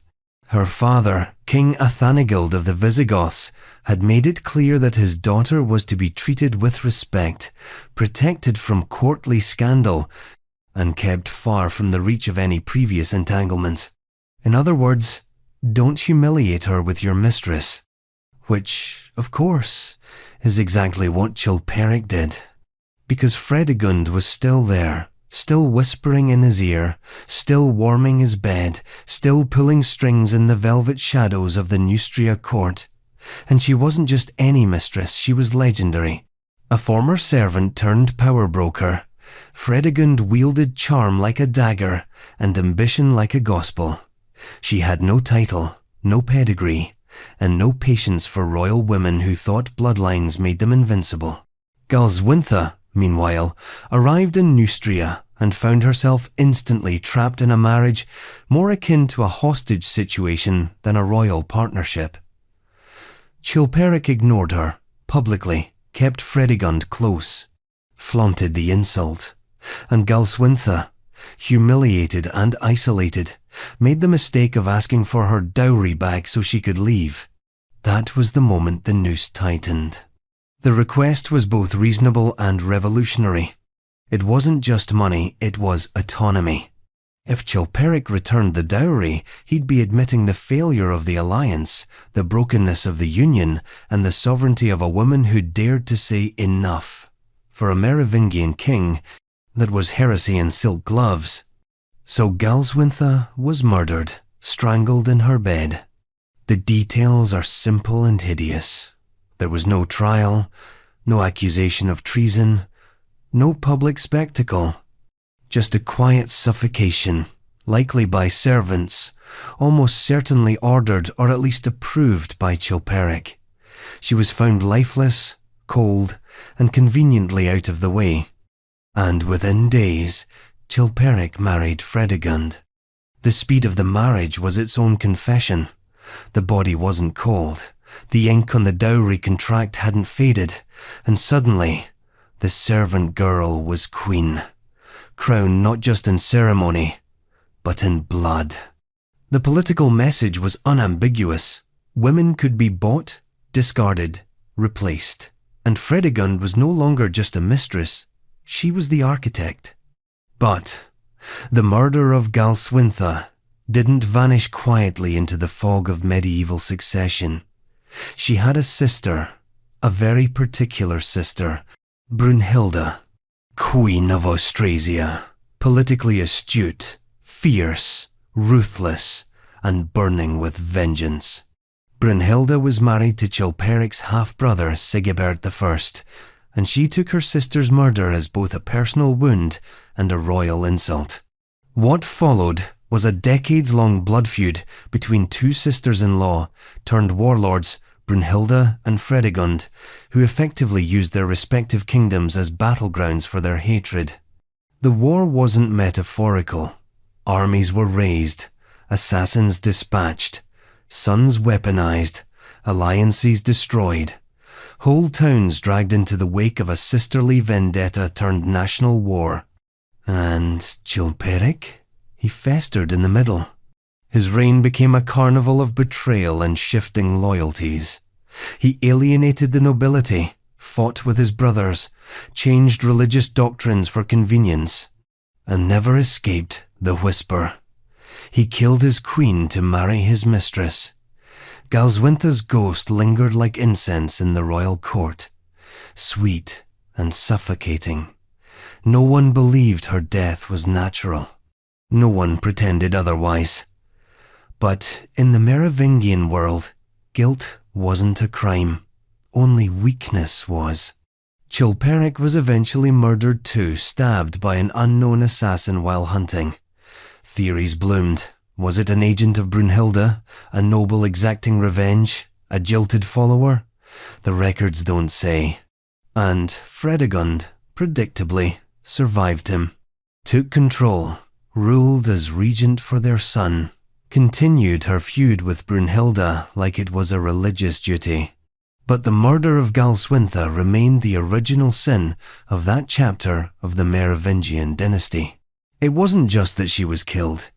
It was that she was killed elegantly, quietly, out of the way. It wasn't a crime of passion or a battlefield execution. It was a transaction, a marriage returned to sender with strangulation instead of a signature. And what makes it more chilling is that everyone got exactly what they wanted. Chilperic got his mistress. Fredegund got her crown. The political wheels kept turning. No war was declared over Galswintha. No noble rebellion was raised in her name. She became, like so many royal women before her, a body that marked a transition, a placeholder in a larger narrative about male ambition and female expendability. But in this case, the story didn't fade. It metastasized. Because this wasn't the end of Fredegund's violence, nor the end of royal women being strangled into silence. In fact, our next entry is about a woman who wore the crown herself and then, just as quickly, handed it to a coup, possibly with a knife pressed against her husband's throat. The revolution was Russian, the empress was Catherine, and her husband was Peter III briefly. Catherine II, the Great of Russia. In the grand theatre of imperial politics, few stages were bloodier than 18th century Russia, and no performance more elegant or merciless than that of Catherine II, later crowned the Great, though what made her great depends entirely on whether you were reading her memoirs or her enemies' letters. Born a minor German princess, she arrived in Russia as a teenage bride with a head full of Enlightenment philosophy and the distinct impression that she was smarter than everyone around her. History proved her right. But first, there was Peter. Peter III of Russia, born Karl Peter Ulrich of Holstein-Gottorp, was not what one would call imperial material. He was awkward, emotionally volatile, militarily inept, and so obsessed with Prussia and Frederick the Great that many Russians considered him a foreign invader in Romanov drag. He openly idolized the country Russia had just spent 7 years fighting in one of the bloodiest wars in European history. That did not play well in St. Petersburg. Nor did his marriage. Catherine and Peter were a diplomatic arrangement, two foreign imports plugged into the chaotic bloodstream of Russian succession. Their union was less a love story and more a long, slow car crash in a snowstorm. He was immature, petulant, and as Catherine would later write, more interested in toy soldiers than governing or even basic human intimacy. Their court was a psychological chessboard, and Catherine, despite being isolated, under surveillance, and surrounded by enemies, began to make her moves. She read, she learned Russian, she wrote letters to Voltaire, she memorized statecraft while Peter played with dolls dressed in military uniforms. She cultivated allies in the Guards regiments, flattered influential nobles, and seduced key players with both her charm and her strategic mind. If she couldn't rule through Peter, she would rule around him. And then, she ruled without him. In 1762, Peter ascended the throne following the death of Empress Elizabeth, his aunt and Catherine's reluctant sponsor. His reign began with a series of jaw-dropping blunders, withdrawing from the war with Prussia, alienating the Orthodox Church, insulting the Russian nobility, and openly planning to divorce Catherine and send her to a convent. He made no secret of his disdain for her or for Russia. He even considered moving the capital back to his beloved Holstein. But Catherine was done waiting. With the support of the powerful Orlov brothers, especially Grigory Orlov, her lover, and a coalition of disaffected nobles and elite guardsmen, she launched a coup d'etat so swift and surgical it seemed rehearsed. On the 9th of July, 1762, Catherine appeared in military uniform before the Izmailovsky regiment, declared herself sole ruler of Russia, and was proclaimed empress by acclamation. Peter, still unaware of the scale of the plot, surrendered almost immediately. He wrote a formal abdication. He asked to retire to his estates. He made no effort to fight. He assumed he would be allowed to live. He was wrong. 8 days later, Peter III was dead. The official cause: an attack of hemorrhoidal colic. The unofficial cause: murder. Almost certainly carried out by Alexei Orlov Grigory's brother and one of the coup's main enforcers. The most common version of events has Peter strangled in a scuffle at the Ropsha estate, where he was being held under protective custody. Some versions suggest a pillow was used. Others, that he was throttled by a scarf in the middle of a drunken quarrel. The details shift. The outcome doesn't. And Catherine, she did what powerful people always do when inconvenient corpses show up. She distanced, deflected, and delegated the narrative. She expressed grief. She ordered a quiet burial. She never launched an investigation. No one was punished. She said nothing in public that could be interpreted as an admission or a denial.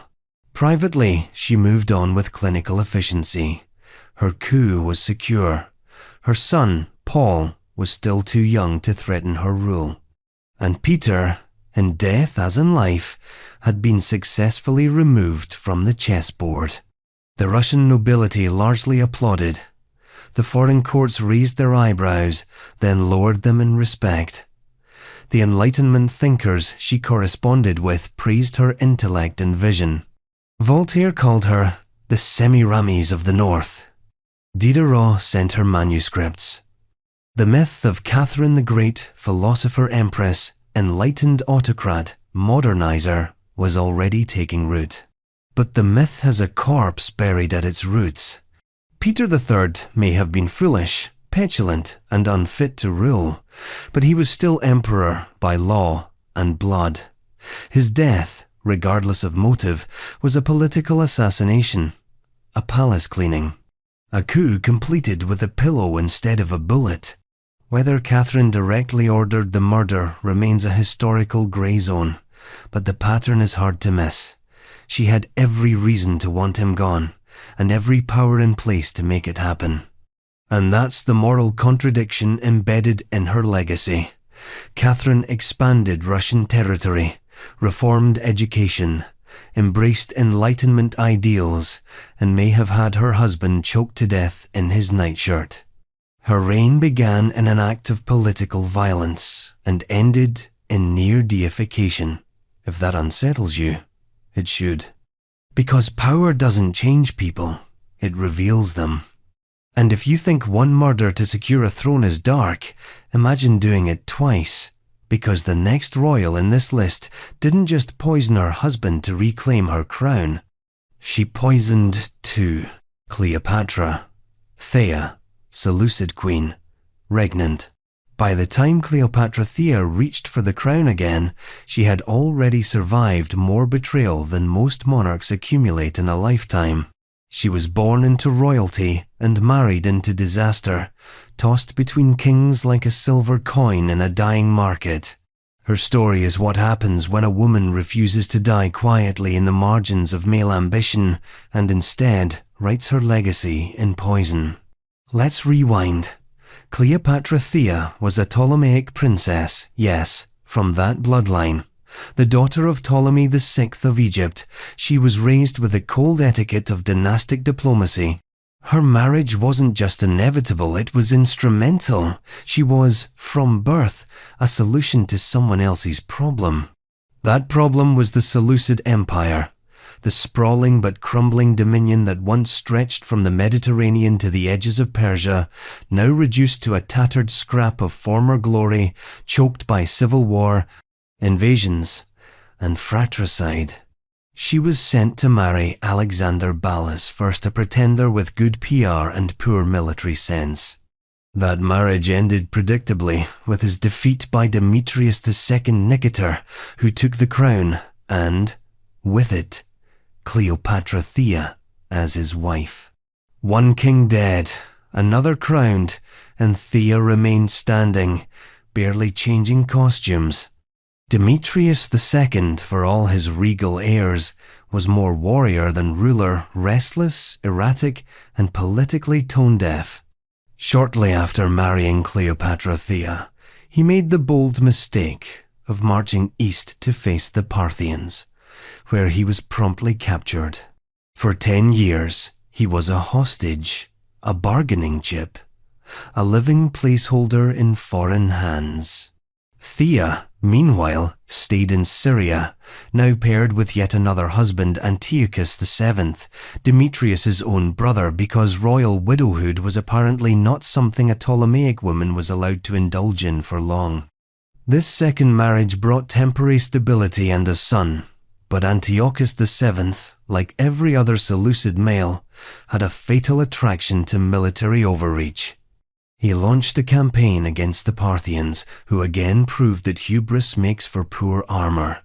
He was killed. And then, in a truly bizarre twist of political recycling, the Parthians released Demetrius II back into Syria, probably thinking, let's see how many more times these people can stab each other before they run out of thrones. And so, Demetrius returned from captivity, expecting applause, a throne, and the loving embrace of the wife who'd survived his absence. What he got instead was a cold reception from a population exhausted by war and a wife who had learned not only how to survive power, but how to use it. Demetrius II came home weaker than he left, discredited, unpopular, a relic of a time no one wanted to remember. Cleopatra Thea, meanwhile, had grown harder, sharper. She had held the reins of the kingdom while he was gone. She had seen her own brothers, husbands, and sons turned into liabilities the moment they stopped being useful. And she wasn't about to let Demetrius come back and make a mess of it all again.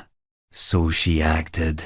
In 125 BCE, not long after his return, Demetrius was killed. Most sources agree he was poisoned. Some say by her hand, others say on her orders.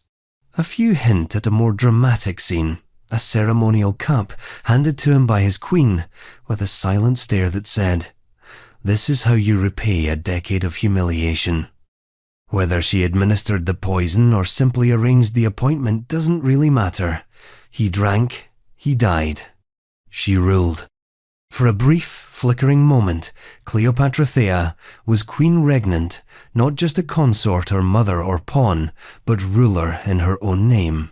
She had outlasted 3 husbands. She held the scepter, and she looked around and saw what every monarch eventually sees. The next threat was always closer than the last. Her son, Seleucus V, was that threat. After Demetrius's death, Seleucus tried to seize the throne for himself. Young, ambitious, and most damning of all, his father's son. Thea, not interested in being replaced by another impulsive male with delusions of grandeur, had him executed too. Let that sink in. She had her husband killed, then her son. Not in a frenzy, not in revenge, but in the cold arithmetic of survival. It was a brutal calculus, and one that only a woman raised among the Ptolemies could have mastered. Love and blood were ceremonial. Power was the only true loyalty. Eventually, she would place another son, Antiochus VIII, on the throne, this time more carefully, with herself as co-ruler, but time was running out. Her enemies gathered. Her surviving children grew resentful. In a final twist of poetic justice or irony, Antiochus VIII allegedly forced her to drink poison herself, turning her signature method into her last supper. She died as she had lived, surrounded by dynasty, betrayal, and death by decision. Cleopatra Thea remains one of the most fascinating footnotes of ancient monarchy because her power was both real and tragic. She didn't wield it with flamboyance or spectacle. She wielded it like a dagger under the table. Quiet, sharp, necessary. What makes her story especially disturbing isn't that she killed her husband, it's how normal it seemed. A routine house cleaning, a logical extension of royal survival. No rebellion followed, no courtly grief. Just another name scratched from the royal list. Another cup emptied, another woman standing over a corpse and calling it sovereignty. But if Cleopatra Thea's poison was subtle, the next monarch on our path left behind a death that echoed across the empire. It involved a queen, a sudden, suspicious death, and an entire palace wondering whether the king had just murdered the only person who could have saved him from himself. Ptolemy IV, Philopator, was not subtle. Ptolemy IV, Philopator, King of Egypt. There is a particular cruelty reserved for kings who grow bored with ruling. Ptolemy IV, Philopator, the fourth monarch to carry the increasingly ironic epithet, beloved of his father, ruled Egypt not with wisdom or clarity, but with wine, incest, and a reputation for neglect so profound that the empire began to rot under his sandals. His reign was marked by extravagance, spectacle, and a slow-motion collapse of dignity, a man more interested in theatre than theology, more invested in parties than provinces. And then there was Arsinoe III. She was not just his queen, but also his sister, in the fine tradition of Ptolemaic royalty where marriage and bloodlines were not merely entangled, but indistinguishable. The Ptolemies had long institutionalized incest as dynastic strategy, keep the blood pure, the power consolidated, and the inheritance unambiguous. But Arsinoe wasn't just a decorative sibling wife, draped in pearls and paraded through temples. She was intelligent, educated, politically engaged, and, perhaps most dangerously, popular. When war came, she rose. The Fourth Syrian War, a sprawling clash between Egypt and the Seleucid Empire. They saw Ptolemy IV face off against Antiochus III, the latter a formidable military leader who had already begun reclaiming eastern territories with alarming efficiency.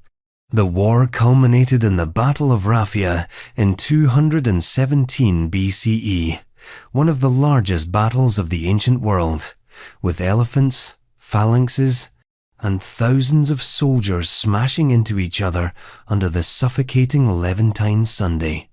And while Ptolemy IV is credited with the victory, it was Arsinoe III who reportedly rallied the troops.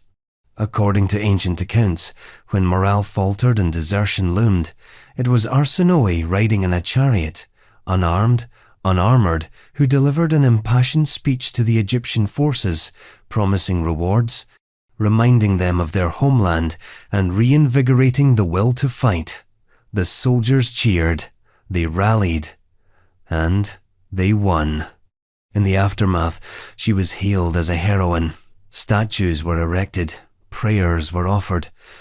Her name whispered not just in temples, but in barracks. For a fleeting moment, Egypt had a queen who seemed to embody the forgotten spirit of its greatness. And then she disappeared. Not literally, but politically. Her influence was curbed, her presence diminished. She stopped appearing at major events. No proclamations bore her name. Ptolemy IV, back in Alexandria, resumed his numbing orgy of hedonism, surrounding himself with sycophants, eunuchs, and favorites who saw Arsinoe as a problem. Because here's the dilemma of royal marriage. When your wife is your sister, and your sister is more competent than you, the palace begins to whisper. And Ptolemy IV hated whispers. He ruled by indifference, allowing a circle of powerful courtiers, chief among them the shadowy minister Sosibius, to operate in his name. Together, they built a palace within the palace, a realm of secrets, executions, and quiet rearrangements. Arsinoe, once the symbol of victory, was now a threat. Not because she had overstepped, but because she had succeeded. Too visibly, too well. And so, in 204 BCE, when Ptolemy IV died, possibly of illness, possibly of deliberate neglect, the question of succession ignited like dry papyrus in desert wind. Their son, Ptolemy V, was only 5 years old. A child king, a prize. Whoever controlled the boy controlled Egypt. And standing between the regents and total authority was one inconvenient woman, the Queen Mother. Arsinoe III. The exact timeline of her death is hazy, because that was the point. But ancient sources, including Polybius and other Greek historians, suggest that Sosibius and his faction moved quickly. With the king dead and a regency crisis brewing, Arsinoe was summoned, or detained, or lured into a meeting under the guise of ceremony. And then she was killed, probably by strangulation, possibly by poison. Almost certainly with the knowledge or at the command of the very people who would then rule in her son's name. Ptolemy V was crowned under the shadow of his mother's murder. The ceremony was grand. The inscriptions were proud. The Rosetta Stone, in fact, would later record the coronation in 3 scripts, announcing the beginning of his reign with official joy. But nowhere on the stone is mention made of the woman who bore him. No mourning. No funeral, no public grief. Arsinoe's name was erased. The message was clear. The queen had served her purpose. She had given Egypt a son. She had helped win a war.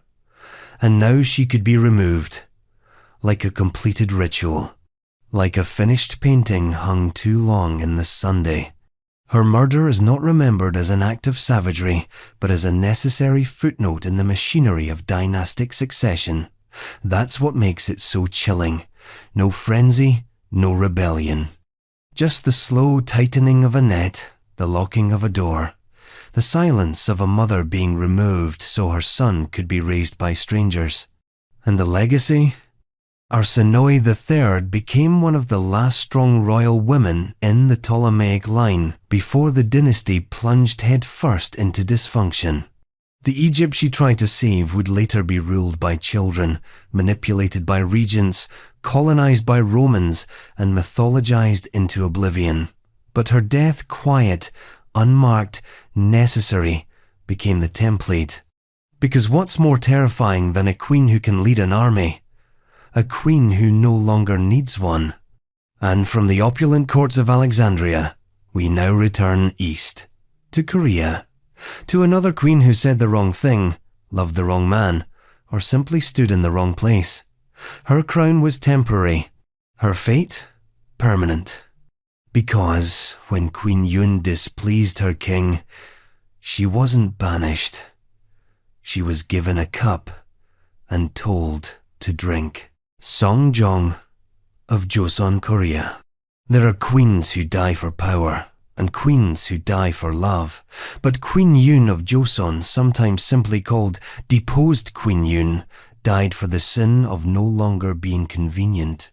Her story, like so many consort tragedies in imperial history, reads less like a fall from grace and more like a careful unmaking, one step at a time, with silk and protocol, with decrees and poison, with the same calm, dispassionate cruelty that courts perfect over generations of practice.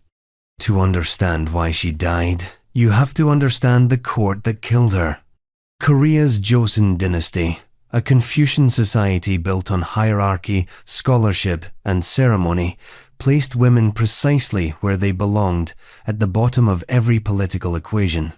Queens were revered symbols, but they were also lightning rods for accusation, slander, and strategic removal. The royal harem, with its concubines ranked and catalogued like collectibles, was less a household and more a battlefield, and the court, ever elegant, was a snake pit draped in silk. Queen Yoon entered this pit in 1476 as the second wife of King Seongjong. His first queen had died childless, and the need for an heir was growing desperate. Yoon, chosen from the high-ranking families of the Yangban elite, was young, intelligent, politically aware, and perhaps most importantly, fertile. She gave birth to a son, not just any son, but a crown prince, the future King Yeon-san. It should have been enough to secure her position. But being queen wasn't just about giving birth, it was about survival. And Queen Yun, unlike the docile ideal envisioned by Confucian scribes, did not know how to keep her head bowed. She was jealous, openly, visibly, intolerant of the king's other women, his concubines, who wandered the palace like sanctioned threats in embroidered slippers. She argued with them, quarrelled with attendants. There were rumours that she struck a court lady across the face in a fit of rage. One version claims she scratched the king himself during a confrontation, an unthinkable breach of royal decorum. To be clear, these aren't the sins of a criminal. They are the sins of a woman who failed to stay quiet. The court pounced. Officials whispered of her volatility. Ministers drafted memorials denouncing her behaviour. Scholars wrung their hands about her lack of virtue. The Joseon court, built on the Confucian ideals of harmony and hierarchy, had no place for an empress who disrupted the order of things. And once she'd borne a son, her primary function, dynastic reproduction, was complete. She had become dangerous. In 1479, she was deposed, her title stripped, her court disbanded.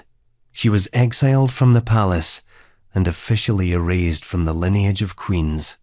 Her son, still crown prince, was taken from her and raised by another royal consort, one more pliable, more acceptable to the court's rigid sensibilities. But Yoon lived. And that was the problem. She didn't vanish into history. She lingered. She breathed. She may have written letters. She may have whispered threats. The records, carefully written by court historians, don't specify, but they do tell us this.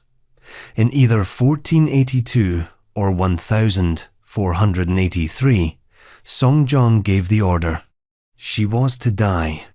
The execution wasn't messy. It was dignified. It came in the form of a cup poison handed to her by royal command, a death wrapped in ceremony. No blood, no screams. Just the final, quiet removal of an inconvenient woman. There was no public mourning. Her name was omitted from the list of queens. Her story became cautionary. A woman who had been queen, then nothing, then dead. But like all stories sealed by royal decree, hers didn't stay buried. Because years later, her son King Yeon-san would come to power. And when he learned the truth about his mother's fate, it didn't go well for anyone. He discovered that his mother had been executed. that her name had been deleted, that her death had been sanctioned by the very ministers now bowing to him. The revelation broke something in him. The court, sensing instability, tried to contain it, but Yonsan didn't want containment. He wanted vengeance. In 1504, more than 20 years after her death, Queen Yun was posthumously restored, her title reinstated, her name carved into the annals of royal history. Temples were built in her honor. Her grave, previously modest, was elevated to queenly status, and the ministers who had ordered her death, many were executed, tortured, some families destroyed completely, others fled or vanished. It was not justice, it was madness disguised as grief. Yonsan's reign would go down as one of the most tyrannical in Joseon history, but at the center of his unraveling was the specter of a mother he never knew, murdered by a court that had pretended she never existed. And that's what makes Queen Yun's story so haunting. Not that she died, but that she was erased, that her death was so bureaucratic, so officially neat. There's no grand trial, no fiery scandal. Just a woman told to drink, and the knowledge that in royal courts, silence is often not peace, it's paperwork.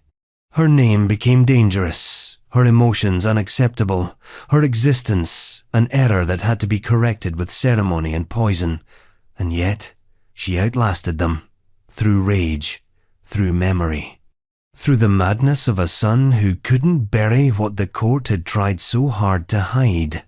But not every royal wife waits to be poisoned. Some decide to act first. Some walk into their marriage with the dagger already sharpened. Because in the decaying palaces of the Hellenistic world, where crowns passed like currency and betrayal was a family pastime, one queen returned to power the only way she knew how. Cleopatra Thea had already killed a husband. The next one wouldn't even make it past her second coronation. Ivan IV, the Terrible of Russia. Ivan IV of Russia is often introduced to Western audiences with a nickname that's halfway to a horror movie title, The Terrible. But in Russian, Grozny doesn't mean morally awful, it means formidable, thunderous, awe-inspiring, and in that sense, the title fits. Ivan the Terrible was a man who believed power had to be loud. He didn't just rule Russia, he scorched it into submission.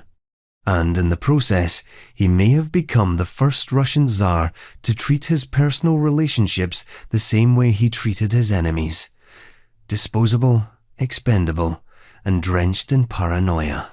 His marriage to Maria Dolgorukaya, allegedly his third wife, is one of the most mysterious and most chilling footnotes in a reign already bursting with blood and fire.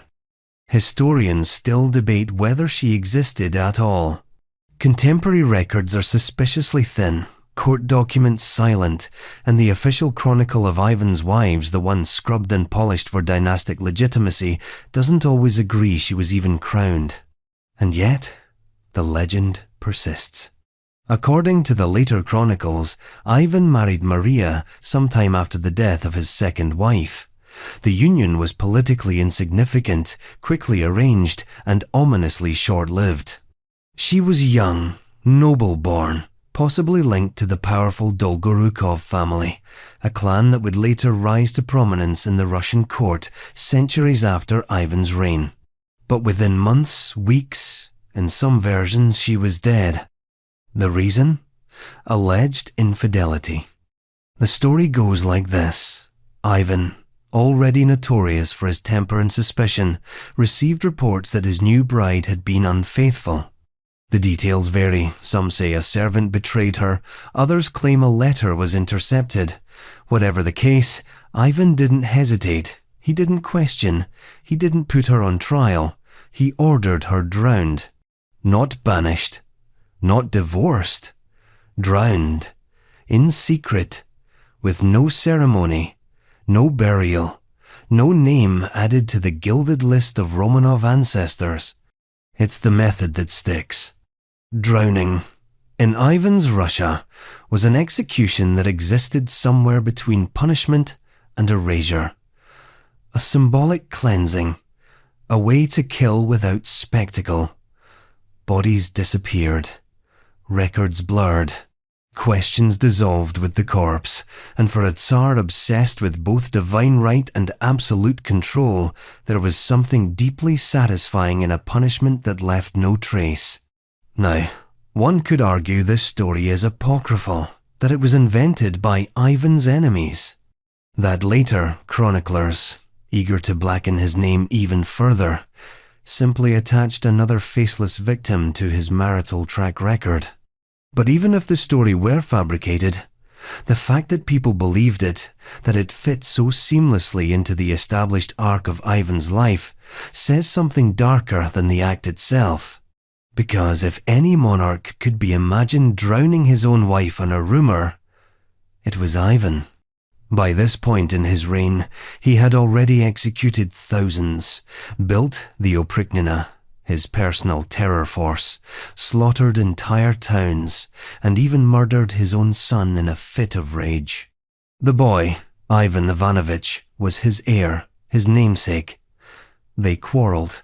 The elder Ivan struck him in the head with a staff. He died days later. The Tsar wept over the body. But the damage was done not just to the dynasty, but to Ivan's legacy. And Maria Dolgorukaya, whether real or ghost, fit neatly into the same pattern. Ivan's view of women was transactional at best, sadistic at worst. He married repeatedly, not for love or diplomacy, but because he could. After the death of his beloved first wife, Anastasia Romanovna, Ivan became unmoored. Her death, likely by illness, though he suspected poison, marked the beginning of his descent into the chaos that would define the latter half of his reign. She was the only one he seems to have truly mourned. Every wife after her, allegedly up to 8 in total, was either politically expendable, ceremonially erased, or functionally imprisoned. Some were sent to convents, others quietly vanished. A few simply died under suspicious circumstances. In one particularly grotesque pattern, Ivan had a habit of testing potential brides for fertility before marrying them, a practice that was as invasive as it was arbitrary. Women were plucked from noble families, examined, sequestered, and discarded like livestock. Maria Dolgorukaya, assuming she existed, didn't last long enough to even be discarded. She was simply removed. And whether her crime was real, imagined, or convenient, it doesn't matter. In Ivan's court, guilt was whatever he said it was. There were no juries, no appeals, only obedience or death. And if the Tsar felt humiliated personally, politically, sexually, that was justification enough for a woman to be weighted down and thrown into the dark waters of whatever river served as the nearest confession booth. What's especially chilling is how little this story disturbed the mythology of Ivan's greatness. Later, Russian monarchs still looked to him as a figure of authority. Orthodox writers portrayed him as a necessary scourge, harsh, yes, but divinely appointed. Even Stalin admired him. He had a knack for surviving his own violence, which is why the death of one obscure wife barely registers in most biographies. But she registers here, because she reminds us that power doesn't have to be loud to be lethal. That royal murder isn't always a war, or a coup, or a scandal with names and speeches. Sometimes it's just a whisper, a rumour, a man with a crown deciding he doesn't like the look in your eye. Maria Dolgorukaya's legacy isn't her story, it's her absence, her fading, her muteness in the annals of history. And that absence is louder than any accusation. But if Ivan's rage was impulsive, the next on our list handled his wife's execution with eerie logic, poison, whispers, and the very same method later rumoured in Ivan's tale, but this time weaponized by a woman. A queen who didn't wait to be murdered. She struck first. Her name was Laodice, and her story begins with a chalice. Laodice, I Seleucid, queen. By the time Laodice decided her husband needed to die, the Seleucid Empire was already drowning in its favorite pastime, dynastic suicide. In the war-torn leftovers of Alexander the Great's eastern conquests, no kingdom was better at turning family dinners into funerals than the Seleucids. Loyalty was transactional, marriages were strategic traps, and Laodice, sharp-eyed and unbending, played the game better than most until her husband decided to exchange her for a younger, shinier model. Antiochus II Theos was not exactly a visionary.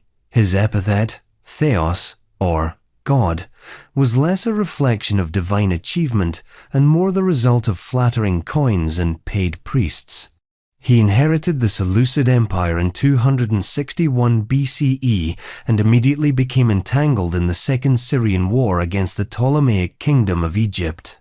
But Antiochus's real war, the one that would cost him his life, was waged in his own bedchamber. Laodice was his first wife, politically placed, well-bred, and likely from a noble family in Asia Minor. She bore him children, served as queen, and represented stability in a court that had none. She knew how to navigate the mosaic of satraps, generals, and scheming eunuchs that made up the Seleucid ruling elite. She wasn't a woman who cried when her husband came home late. She was a woman who noticed who he brought home and calculated the bloodlines. But diplomacy had other plans. In 252 BCE, a fragile peace was brokered between the Seleucids and their eternal rivals, the Ptolemies of Egypt. And, as always, the peace came in the form of a woman, Berenice Syra, daughter of Ptolemy II. The price of the treaty, Antiochus had to marry her. Not as a concubine, not as a secondary wife, but instead of Laodice. So he divorced Laodice, publicly, officially, cast her aside like old papyrus, sent her away with her sons, one of whom, crucially, was Seleucus, the future claimant to the throne. Then he married Berenice and, for a brief time, played the role of dutiful husband to the Egyptian princess while Laodice smouldered in the background, stripped of title but not influence. That's where he made his mistake. Because if Antiochus had left her in obscurity, perhaps she would have faded. But no. After a few years of phony domestic peace with Berenice, he changed his mind. Maybe he missed Laodice. Maybe the Egyptian court grew tiresome. Maybe Berenice wasn't producing heirs fast enough. Whatever the reason, Antiochus returned to his first wife. And shortly afterward, he died. Poisoned, according to nearly every ancient account. Some claim he drank wine and collapsed. Others say he died in his sleep. The methods vary. The suspect does not. Laodice, spurned, restored, and still burning with quiet fury, allegedly gave him a farewell cup laced with death. Not in anger, not in spectacle, but in the calm, rational manner of a woman who had already rehearsed every step of her revenge years in advance. And she didn't stop there. With Antiochus dead, Laodice moved fast. She declared her son, Seleucus II Callinicus, the rightful heir.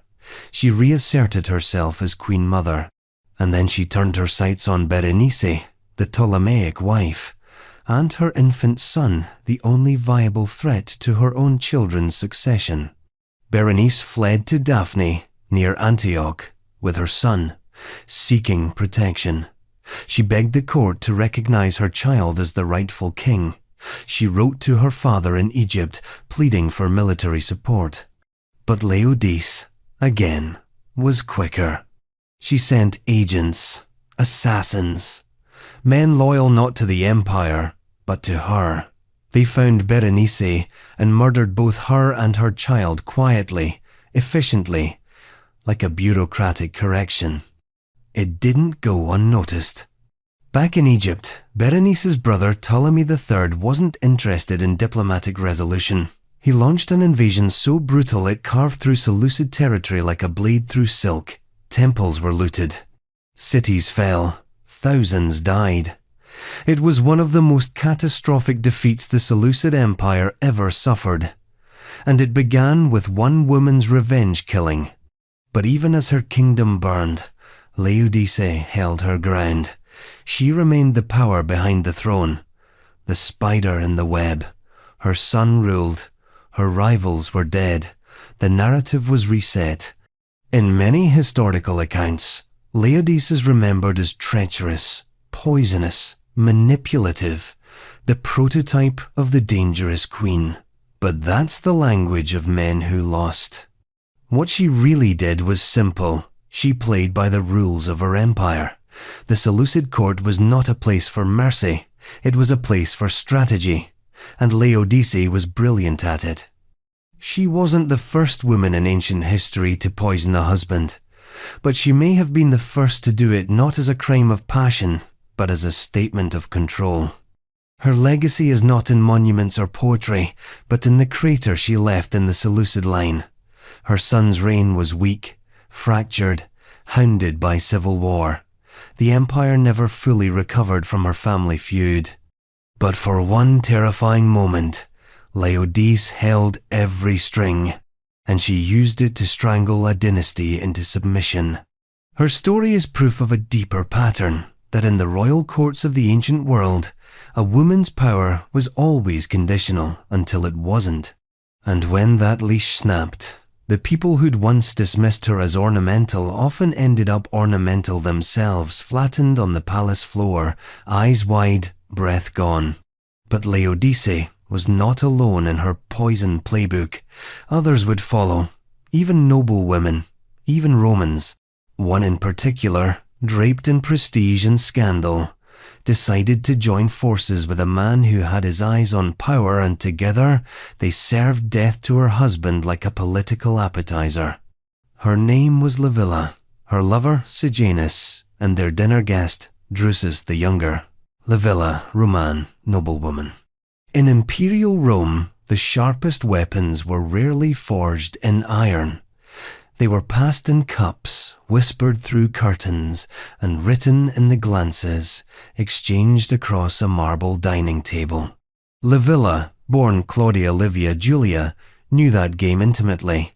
As a great niece of Augustus, sister of Claudius, niece of Tiberius, and mother to the future emperor Gemellus, she was wrapped in bloodlines that defined power and caught in a family where ambition was inherited like eye color.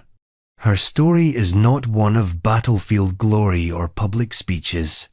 It is a quiet, poisonous rot that began in the heart of the imperial family and ended, like so many Roman stories, with a locked room, a dead man, and no one willing to say the truth aloud.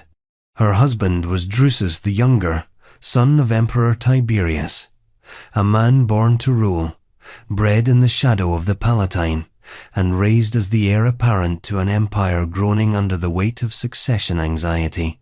Drusus wasn't perfect. He had a temper. He drank too much. He was blunt and impatient with the Senate. But he was legitimate. And, most importantly, he was in the way. Because while Drusus was the heir, the real operator in Rome was Lucius Aelius Sejanus, commander of the Praetorian Guard. Sejanus was everything Drusus was not: strategic, manipulative, disciplined. He had clawed his way into Tiberius's inner circle and was slowly, methodically, replacing the imperial family with his own influence. But so long as Drusus lived, Sejanus was capped. A servant with delusions of grandeur. So he found a door into the royal household. That door was Livilla. She was more than just Drusus's wife. She was Sejanus's lover. Ancient sources, including Tacitus, Cassius Dio, and Suetonius, suggest their affair was not only romantic, but strategic. Livilla was no naive pawn. She had rank, ambition, and motive. As Drusus's wife, she could influence the line of succession. As Sejanus's lover, she could manipulate it. And together, they decided Drusus had to go. The murder, according to most accounts, was slow and careful. Drusus became ill in 23 CE, first minor symptoms, then more severe. He lingered, faded, died. The official cause was natural illness, malaria, maybe, or some unknown infection. But whispers spread quickly. The symptoms didn't match, the timing was too perfect. And behind the grieving widow stood Sejanus, silent and very much alive. Tacitus claims that Drusus was poisoned gradually, with tiny doses added to his food and drink over time. The poison was prepared by a physician loyal to Sejanus. Livilla, living under the same roof, ensured the doses were delivered without suspicion. It was not a crime of passion, it was a strategy of succession. And when Drusus finally died, the path to imperial power seemed wide open for Sejanus. Tiberius, for a time, grieved. He withdrew. He trusted Sejanus more than ever. The Praetorian Guard grew stronger. Livilla's son Gemellus was named heir, but he was a child, and easily manipulated. Everything seemed to fall into place. But power, in Rome, was never a straight line. Sejanus overplayed his hand. His ambitions became too transparent. He sought to marry into the Julio-Claudian bloodline. He lobbied for more titles, more honors. And Tiberius, suspicious by nature, began to see the trap. In 31 CE, from his villa on the island of Capri, he ordered Sejanus arrested. The news arrived in Rome during a Senate meeting. The senators, caught off guard, turned on Sejanus instantly. He was executed the same day. And then came the reckoning. With Sejanus gone, Tiberius's agents began excavating the conspiracy. Letters were found, testimonies extracted, names whispered. And Livilla, once the golden daughter of the imperial line, sister of the emperor, to be lover of the dead commander, was named as an accomplice in her husband's murder. The sources diverge on what happened next. Some say she was executed by the emperor's order. Others claim she was left to her mother, Antonia Minor, who reportedly locked her in a room and starved her to death. That version, haunting, intimate, and tragic, feels particularly Roman. A death arranged within the family, as though public justice would only cheapen the shame. Livilla's name was struck from official records, statues were pulled down, her memory condemned. She became an unperson, a stain on the family narrative. Even her son, Gemellus, would later be executed by Caligula, deemed too close to the tainted bloodline. The line she tried to manipulate consumed her in the end. What makes Livilla's story especially disturbing isn't just the murder itself, it's how plausible it all was. The poison, the affair, the slow unraveling of one of Rome's most promising heirs, not by a rival general or foreign assassin, but by the woman sleeping next to him. It fits too well. It's too quiet, too believable. That's what makes it unsettling. And if the story is false, it only proves how much Rome expected it to be true. Because in an empire where wives were often chosen for their bloodline and discarded for their ambition, Livilla's crime was simply this: she played the game too well. For a time, until the man she helped elevate crumbled and the empire remembered she'd never been one of the boys. But while Livilla weaponized poison through love, the next royal marriage on our list was destroyed not by romance, but by exile, shame, and starvation. A story where punishment was served cold, and love, if it ever existed, was long gone. Tiberius, Julia. One final meal, and then none ever again. Tiberius, Roman Emperor. The story of Julia the Elder is not a love story. It's not even really a political story. It's an autopsy of reputation, a lesson in how women could be weaponized by legacy, then obliterated by the men they embarrassed. Julia, daughter of Augustus and wife of Tiberius, began her life at the summit of Roman nobility. She ended it in exile, starving in a barren corner of imperial desolation. Her real crime? Being inconvenient in public. Let's set the stage. Rome, under Augustus, was going through a very specific identity crisis. Having murdered the Republic and renamed it Peace, Augustus knew that the appearance of moral purity was just as important as control over the Senate and legions. His rule was wrapped in a tight toga of tradition: Roman virtue, family values, public discipline. Adultery was now a state offense. Sexual decorum was no longer just a private concern, it was policy. And then came Julia. Augustus's only biological child, Julia was a tool in her father's dynastic engineering from the moment she could speak Latin. She was married off first to her cousin, then to Agrippa, Augustus's right-hand general and trusted friend. With Agrippa, Julia had 5 children, 2 of whom were groomed as heirs to the imperial throne. She was doing everything expected of her, producing sons, binding alliances, playing the public role of matronly elegance. And then Agrippa died. Conveniently. Julia was quickly married off again, this time to Tiberius, Augustus's stepson, a man as stiff and humorless as she was witty and magnetic. The pairing was awkward from the beginning. She mocked him. He ignored her. They were, by every account, deeply incompatible. Tiberius resented her social grace.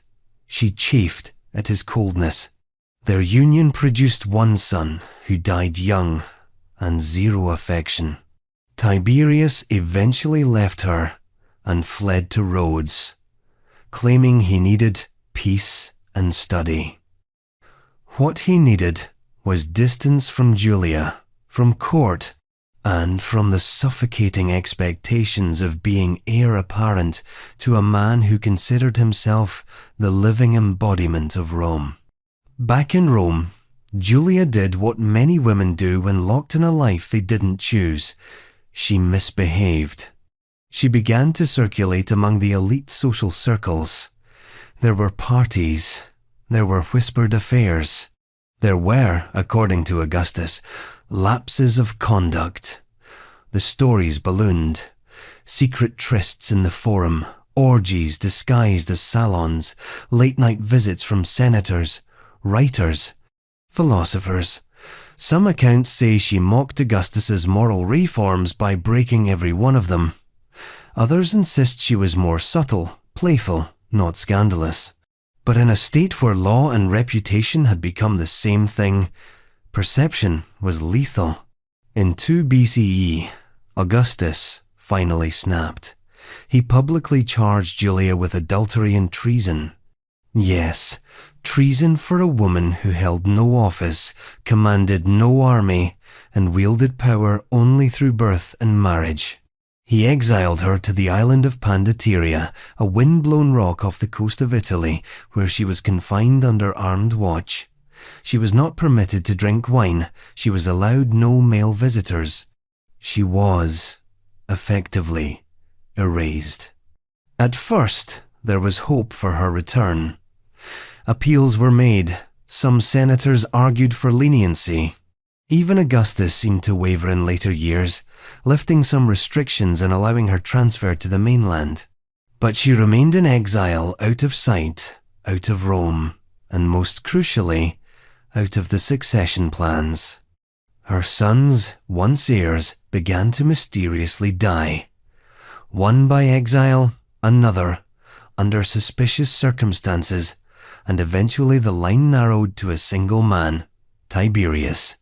When Augustus died in 14 CE, Tiberius became emperor. By then, Julia had spent more than a decade in exile, her health failing, her legacy obliterated. And rather than pardon her, Tiberius tightened the noose. He cut her rations, refused to allow her to leave her place of confinement, made her status clear. She was not an imperial widow. She was a state embarrassment. She died that same year. Starved, according to some sources. Allowed to waste away, say others. Suetonius and Tacitus both imply the cause was deliberate neglect. Officially, no one killed her. But in Rome, dying of starvation under house arrest was not nature's work, it was policy. No funeral, no state honors, no public mourning. Julia, once the jewel of the Julian line, was buried quietly, her name spoken only in cautionary tones. The woman who had been married to a general, mother to emperors, and daughter to a god, was now a whisper. Her crime was never formally proven. Her guilt was presumed. It's easy to write her off as a scandalous figure, a Roman Marie Antoinette, giggling through the collapse of patriarchal expectation. But Julia wasn't frivolous. She was political, intelligent, and born into a system that demanded she be perfect without giving her any control. And when she failed to wear the mask, when she expressed frustration, desire, or simply fatigue, she became expendable. Tiberius's decision not to pardon her was not just political revenge, it was personal. She had mocked him, she had survived him, and in his moment of triumph, she was still there. A reminder that his crown sat atop a pile of corpses, not just enemies, but family. Her starvation wasn't loud. There was no dagger, no poison, no dramatic confrontation. Just silence, bureaucratic starvation. The slow, state-sanctioned removal of a woman who had once been called Rome's hope. But if Tiberius handled betrayal with cold, imperial restraint, the next man in this catalogue of royal spouses went for something altogether different: rage, fire, and forced suicide. His empress stood in his way politically. His court told him she was dangerous, and so Emperor Wen of Western Wei gave the order. She could keep her dignity so long as she died immediately. Emperor Wen of Western Wei. By the time Empress Yifu was told to take her own life, she had already been sacrificed twice, first as a wife, then as a political obstacle. Hers was a quiet tragedy, the kind so common in imperial courts that it barely makes the official histories flinch. But look closer, and what emerges is a story about love curdling into expediency, about loyalty being mistaken for weakness, and about how the sharpest betrayal often comes in the language of duty. Let's start at the beginning, before the suicide, before the politics, when she was just a consort. Yifu was born into a respected family in the northwest of China during the Northern and Southern Dynasties period, a time of near constant fragmentation, shifting allegiances, and kingdoms that rose and collapsed like fragile scaffolding. She married Yuan Baoju before he became Emperor Wen of Western Wei. Unlike many imperial marriages, theirs appears to have been marked by real affection. Some chroniclers even suggest it was a love match, rare, almost scandalously so, in a world where wives were often political chits, treated like military favors. When Yuan Baoju took the throne in 535 CE, Yifu became empress. By all accounts, she was virtuous, dignified, and respected, embodying the Confucian ideals of a model wife. Modest, obedient, loyal, and invisible, she bore the emperor's sons. She kept a low profile in court affairs. She did everything right, and none of it saved her. Western Wei, like most dynasties of the era, was perpetually at war. Alliances were fickle. Kings and generals were forced to play chess with their own bloodlines. And Emperor Wen, once a husband with personal preferences, was now a monarch with geopolitical obligations. In 538 CE, an alliance was proposed between Western Wei and the powerful Rouran Khaganate to the north. The Roran were nomadic, militarized, and volatile. But they were also useful. A marriage alliance, they suggested, would help solidify peace. The only catch? The bride had to be an empress. And Emperor Wen already had one. This is where the language of imperial duty becomes particularly cruel. Empress Yifu wasn't accused of any crime. She wasn't scandalous, nor incompetent.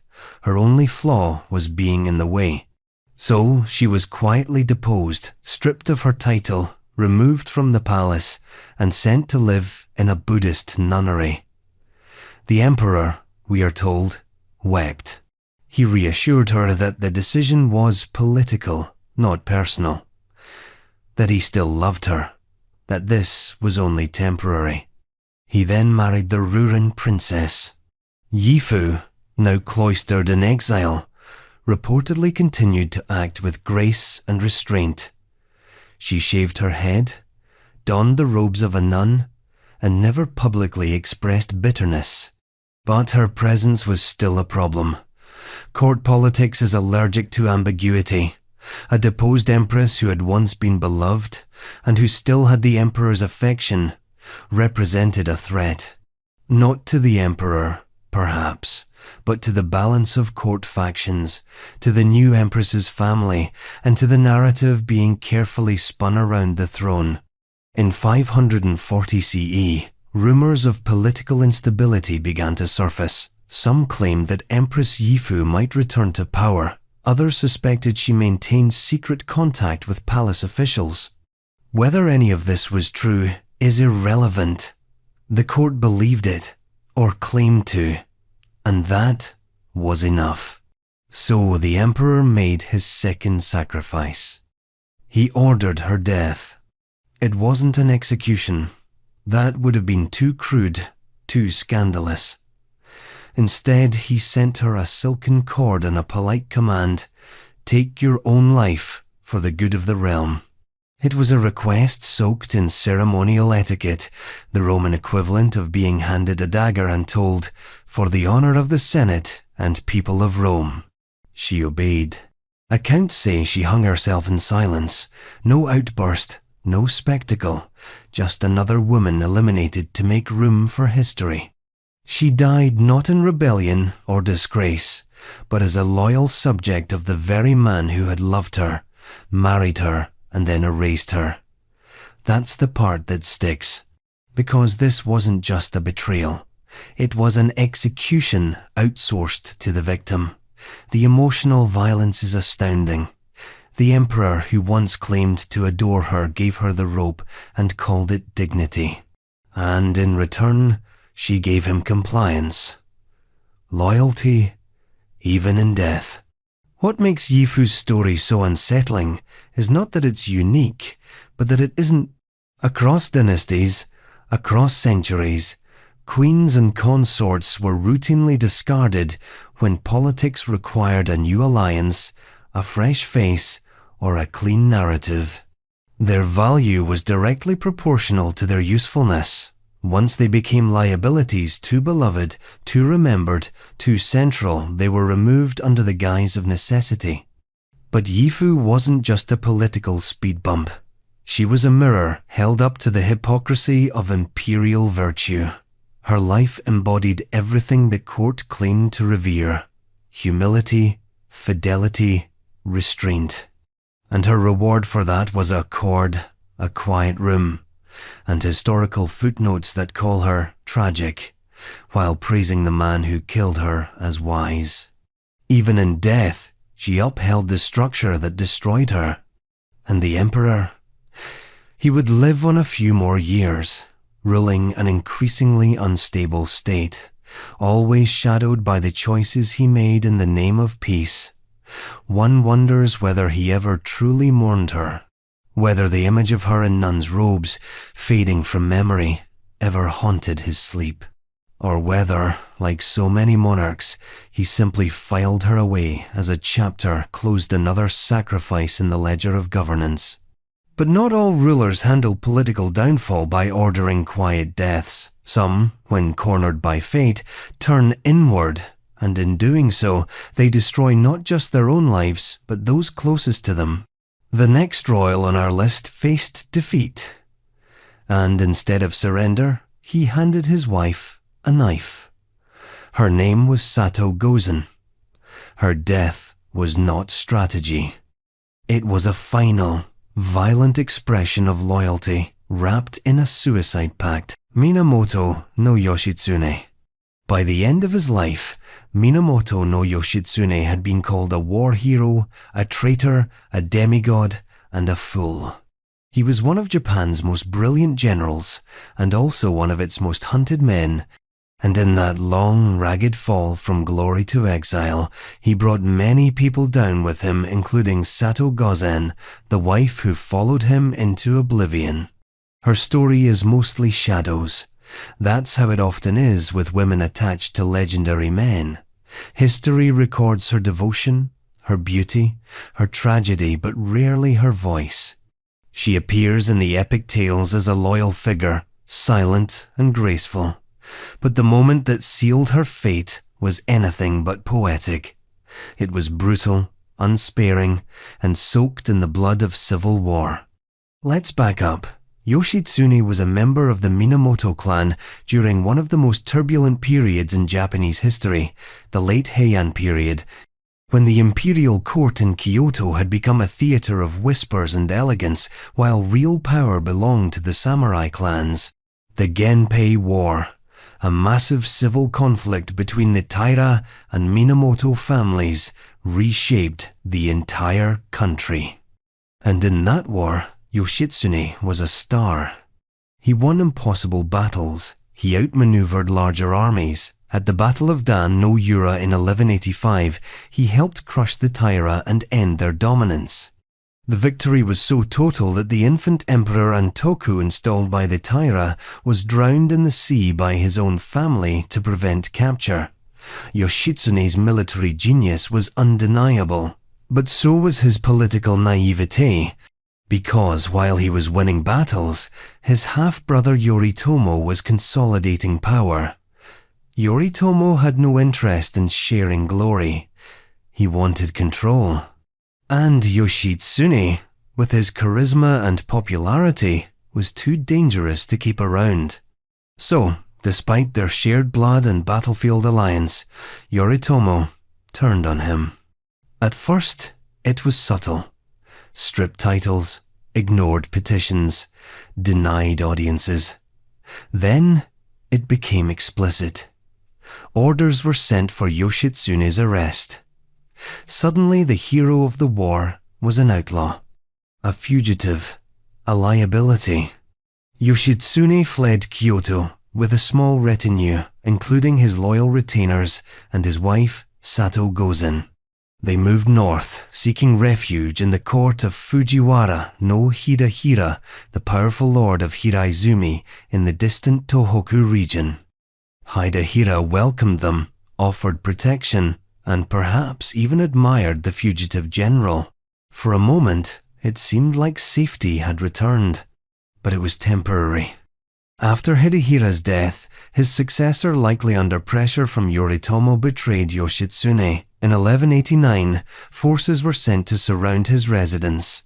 The walls were closing in. There would be no escape. Yoshitsune, realizing that defeat was inevitable and capture meant humiliation, made a final, chilling decision. He would die by his own hand, but not alone. According to some sources, he ordered those with him to commit suicide as well. His retainers obeyed. And Sato Gozen? She was given the same instruction. The man she had followed into war, exile, and disgrace now asked her to die. Whether he asked, commanded, or simply expected it, we may never know. The line between choice and obedience in samurai code is as thin as a katana's edge. What we do know is this: she died, by her own hand, or by another's. The methods are disputed. Some accounts say she was pregnant and refused to kill herself, and that she survived. Others claim she died with her child still in her womb.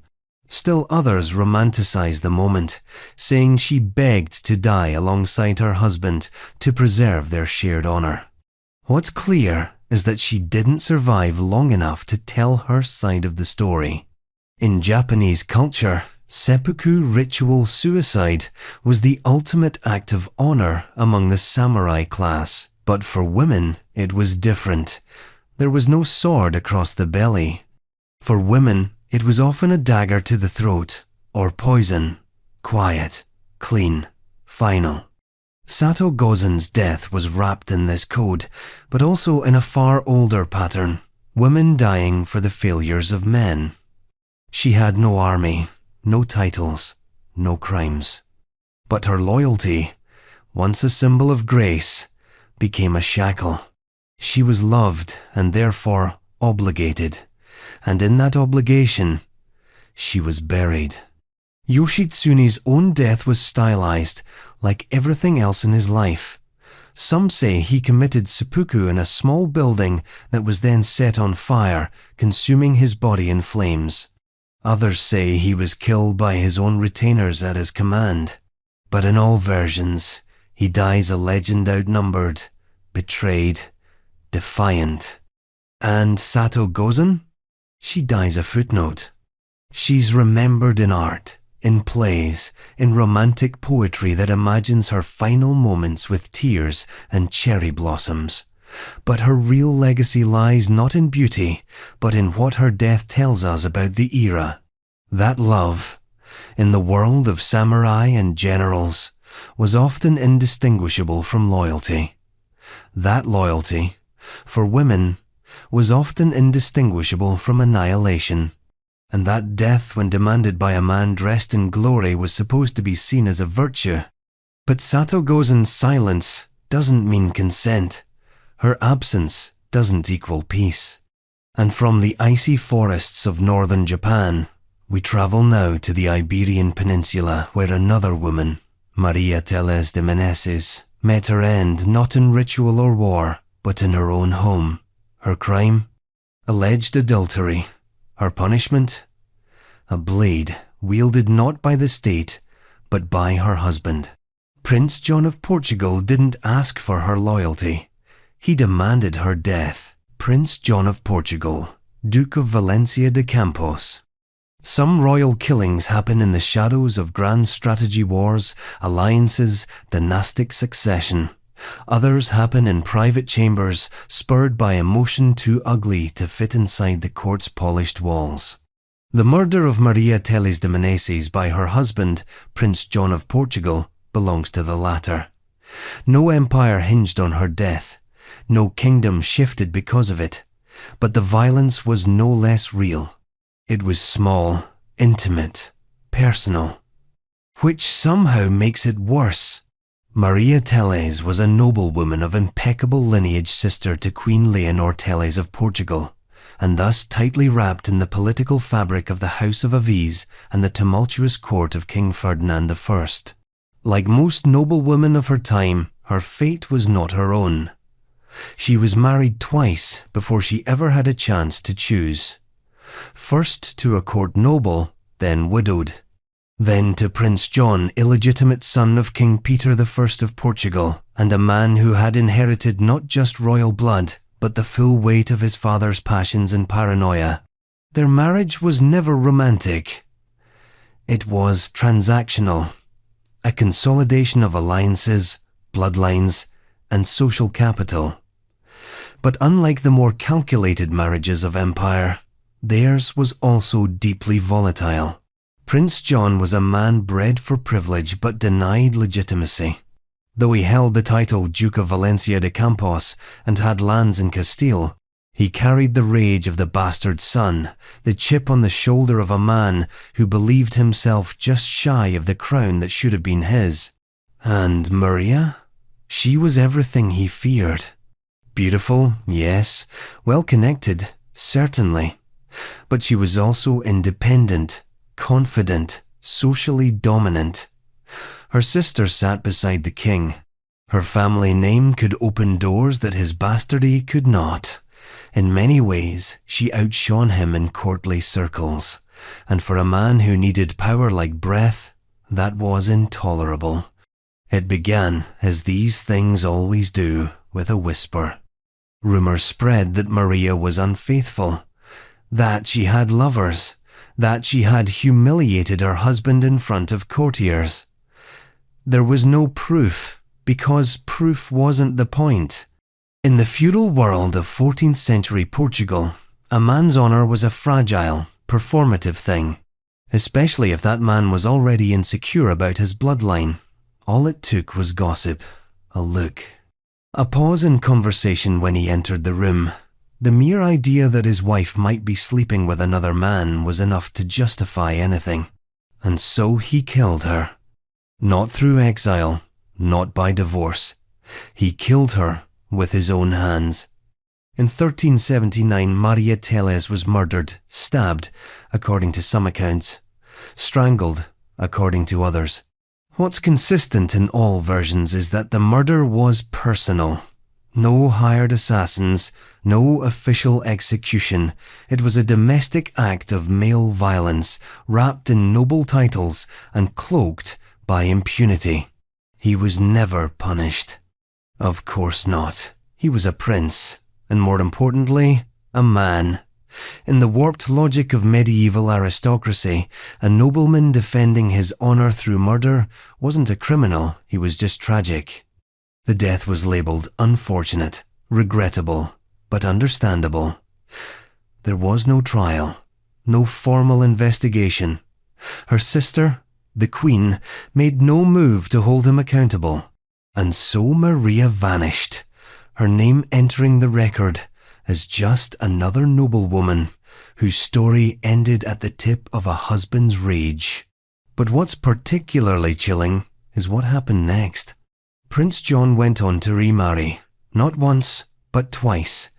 He continued to live among the elite, attend court, command soldiers. In death he was buried with honours. His sin was swallowed by his rank, his reputation mended by time and revision.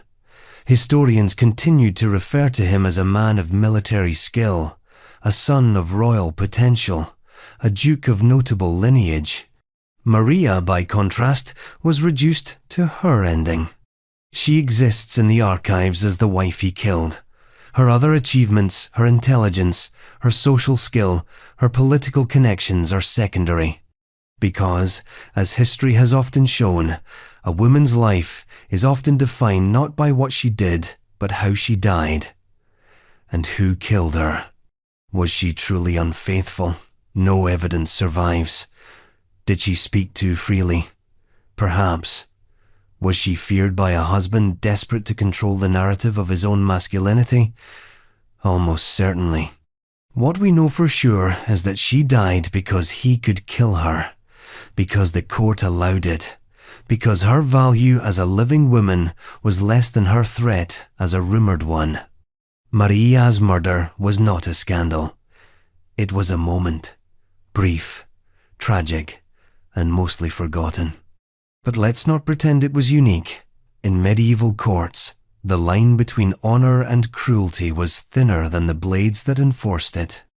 And Maria, like so many women in power-adjacent positions, lived at the mercy of her husband's ego.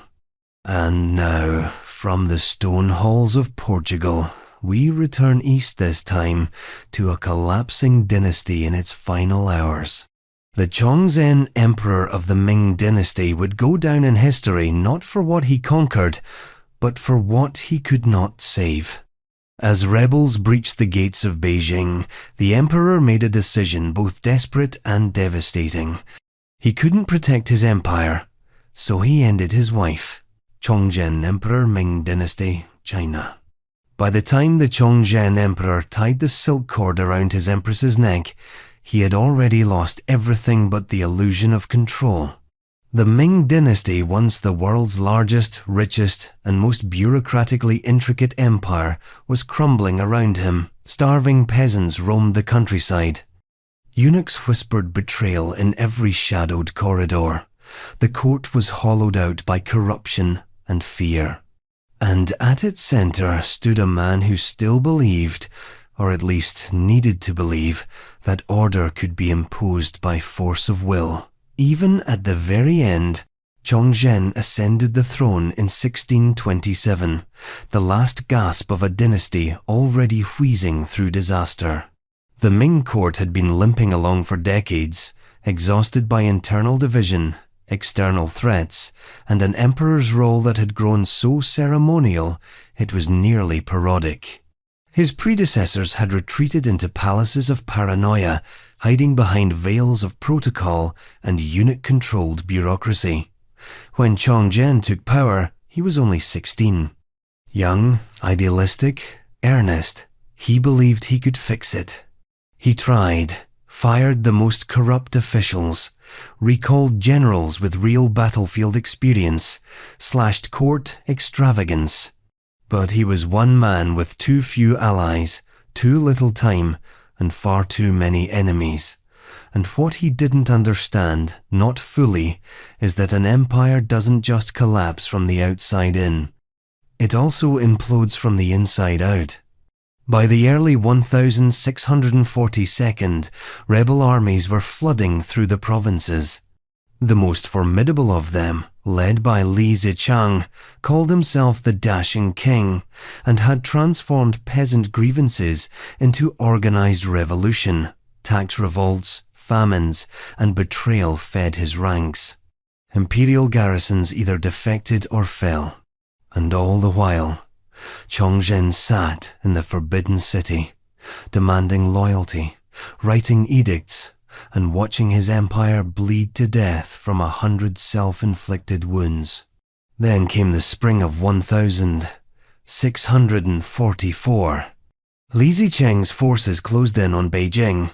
The defenses collapsed with barely a whisper. Court ministers fled. Imperial guards deserted. And the man who had once styled himself the restorer of Ming honor found himself completely alone in the seat of divine authority. What he did next is as theatrical as it is tragic. With rebels marching through the city gates, Chongzhen gathered his remaining attendants and issued a final command. Death. Not for the invaders, not for his enemies, but for his own family. His sons were sent into hiding, spared, possibly, as a last act of dynastic hope. But his wives and daughters, they were not so lucky. According to eyewitness records, the emperor stormed through the palace with a sword in hand, cutting down those closest to him. He reportedly slashed one of his daughters with the blade, leaving her disfigured but alive. Then he turned to his empress, Zhou, and handed her a length of silk. The symbolism here is grotesquely poetic. Silk, the emblem of imperial wealth.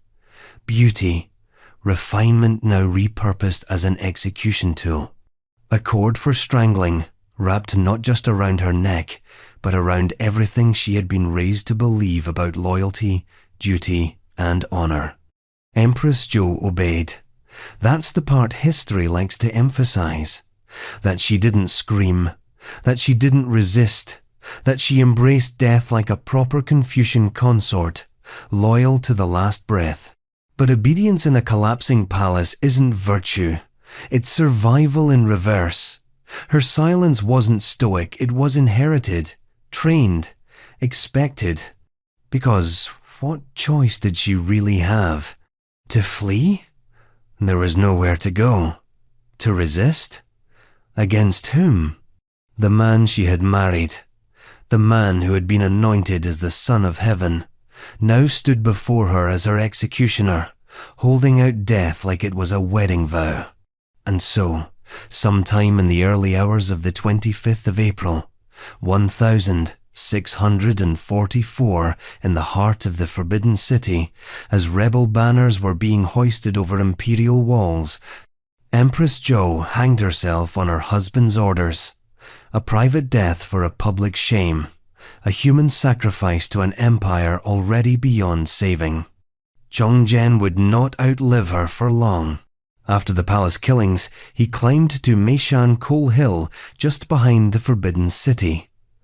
In the thick pre-dawn light, he wrote a brief, frantic apology, not to his wife, not to his children, but to his ancestors. He took the blame for losing the empire. Then he hanged himself from a twisted pagoda tree with a sash. When his body was found, the inscription on his robe read, "I am ashamed to face my ancestors." It's the kind of theatrical shame that tries to rewrite failure as tragic nobility, but it doesn't land cleanly. Chong Zhen's final act wasn't bravery, it was desperation wrapped in ritual. And for Empress Zhou, it was a death sentence that pretended to be honor. History has struggled to make sense of her. Some portray her as a tragic heroine faithful to the bitter end.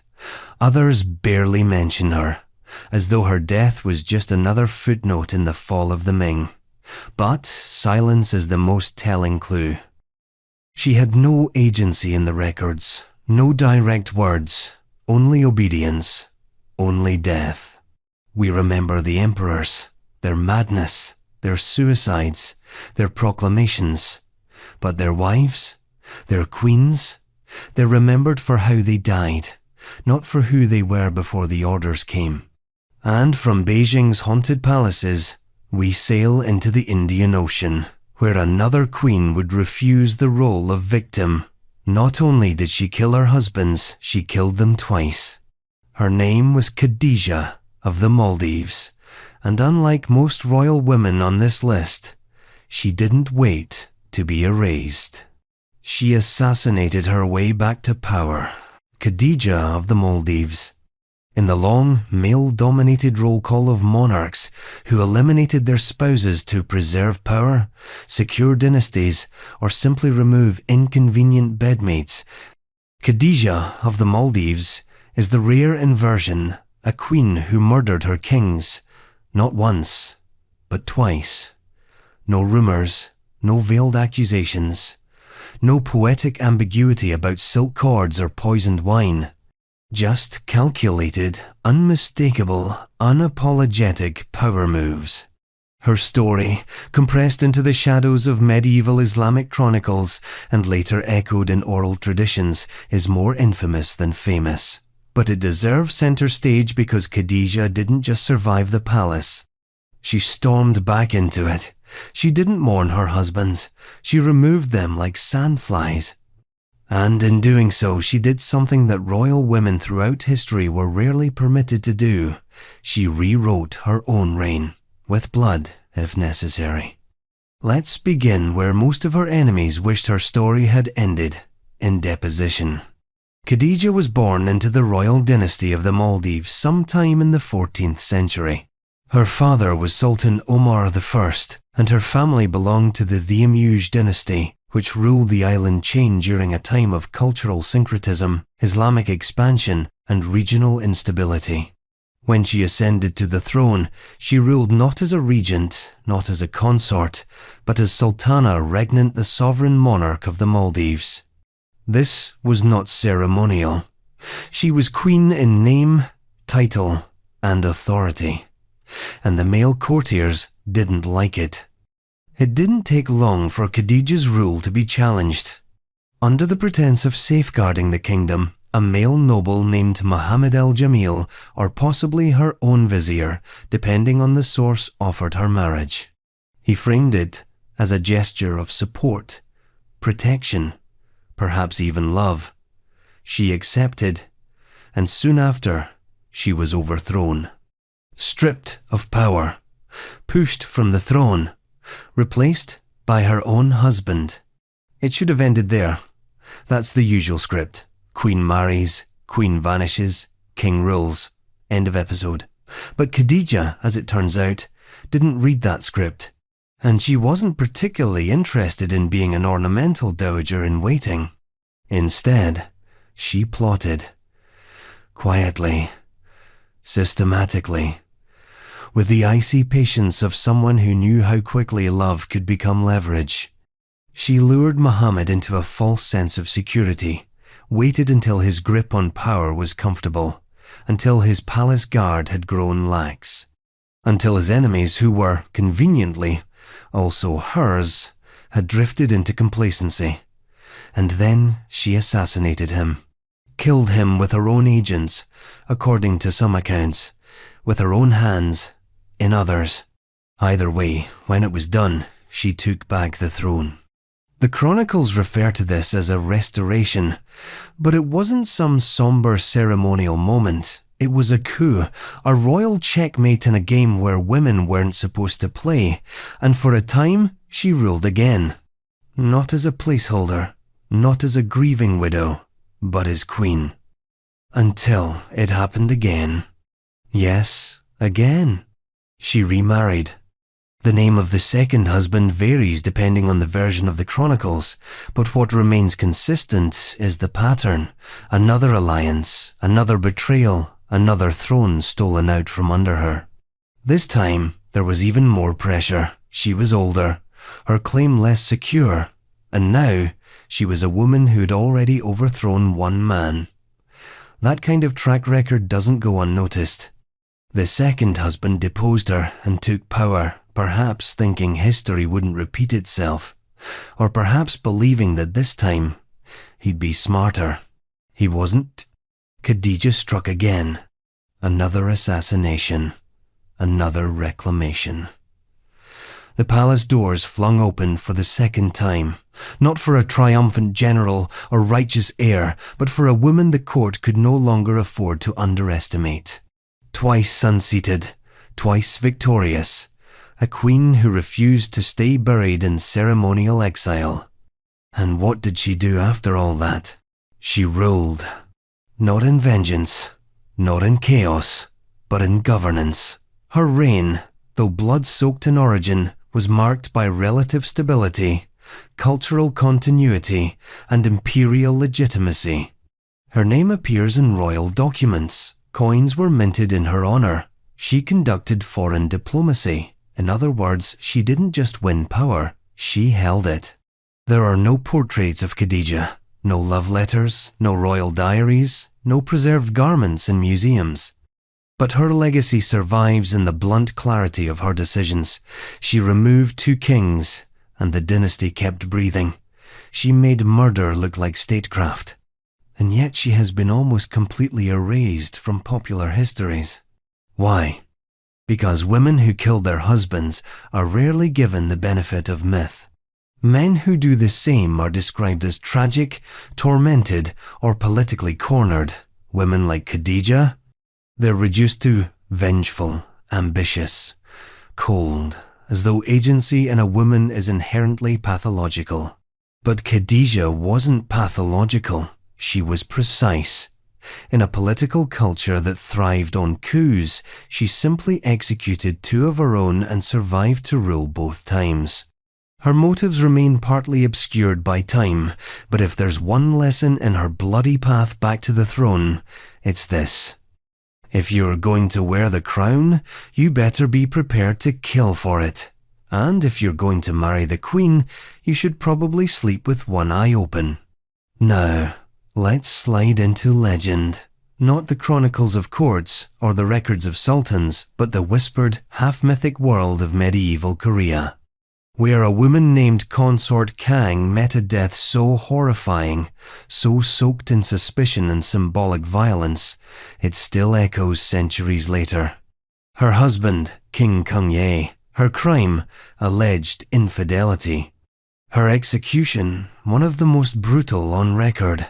Consort Kang, wife of Kung-ye. By the end of his reign, Kung-ye had turned into the kind of king that ghosts warn each other about. Once a prince in exile, a revolutionary, and a self-declared Buddhist messiah, he had morphed into something much darker, something paranoid, volatile, and absolutely unrecognizable to the people who once followed him. And standing closest to the heat of his unraveling mind was his wife, Consort Kang. She did not die in battle. She did not fall in courtly intrigue. She was killed in a locked room by a man who called himself divine and wielded power like a furnace. If you want a fairy tale, this is not the story for you. Kung-ye came from royal blood. He was said to be an illegitimate son of King Hyeonan of Silla, one of the 3 kingdoms of Korea. His early life was marred by political chaos, loss, and exclusion. As a child, he was cast out of the Silla court, allegedly due to his illegitimate status, and raised by Buddhist monks, which might have produced a calm, reflective spiritual leader if not for the fact that the country was on fire. At the time, Korea was a patchwork of fractured kingdoms, decaying dynasties, and rebellious warlords. The unified Silla kingdom was weakening, peasants starved, governors rebelled. And in this collapsing vacuum, Kung Ye saw not tragedy, but opportunity. By the late 9th century, Kung Ye had joined the peasant revolts, then he led them.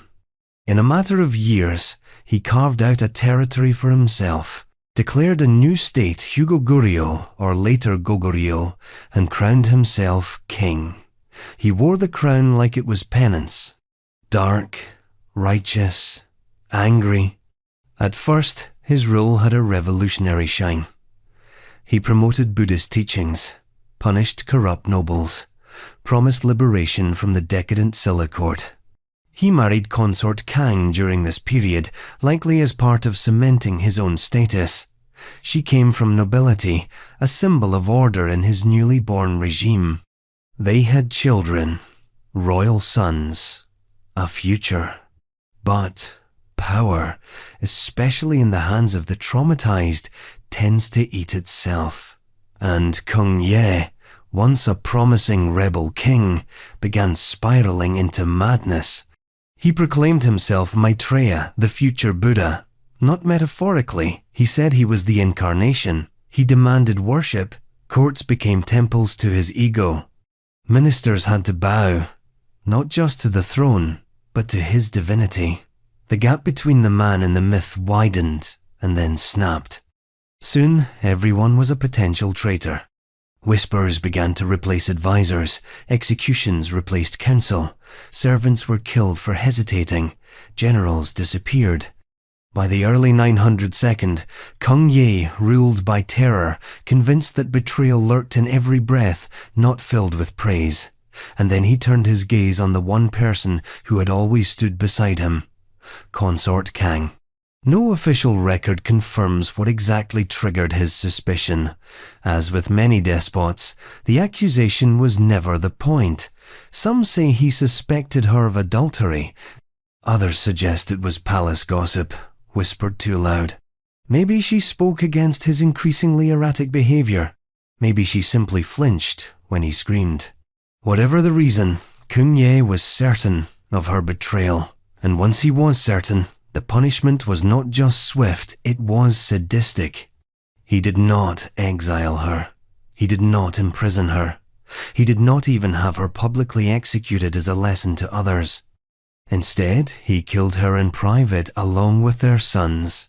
And not with a blade, not poison, not strangulation, but with a glowing hot iron pestle.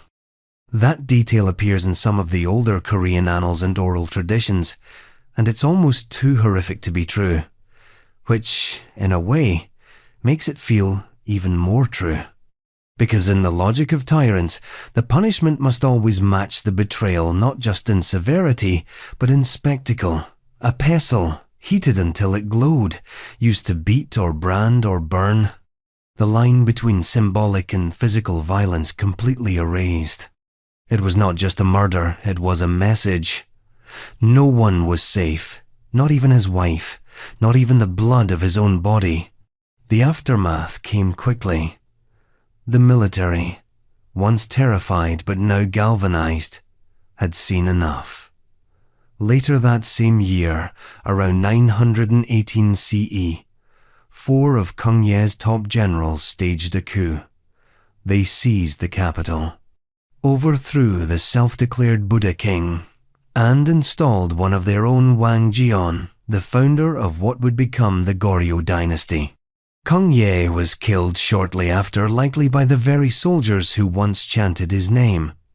No mourning, no shrine. His regime was erased like a fever dream.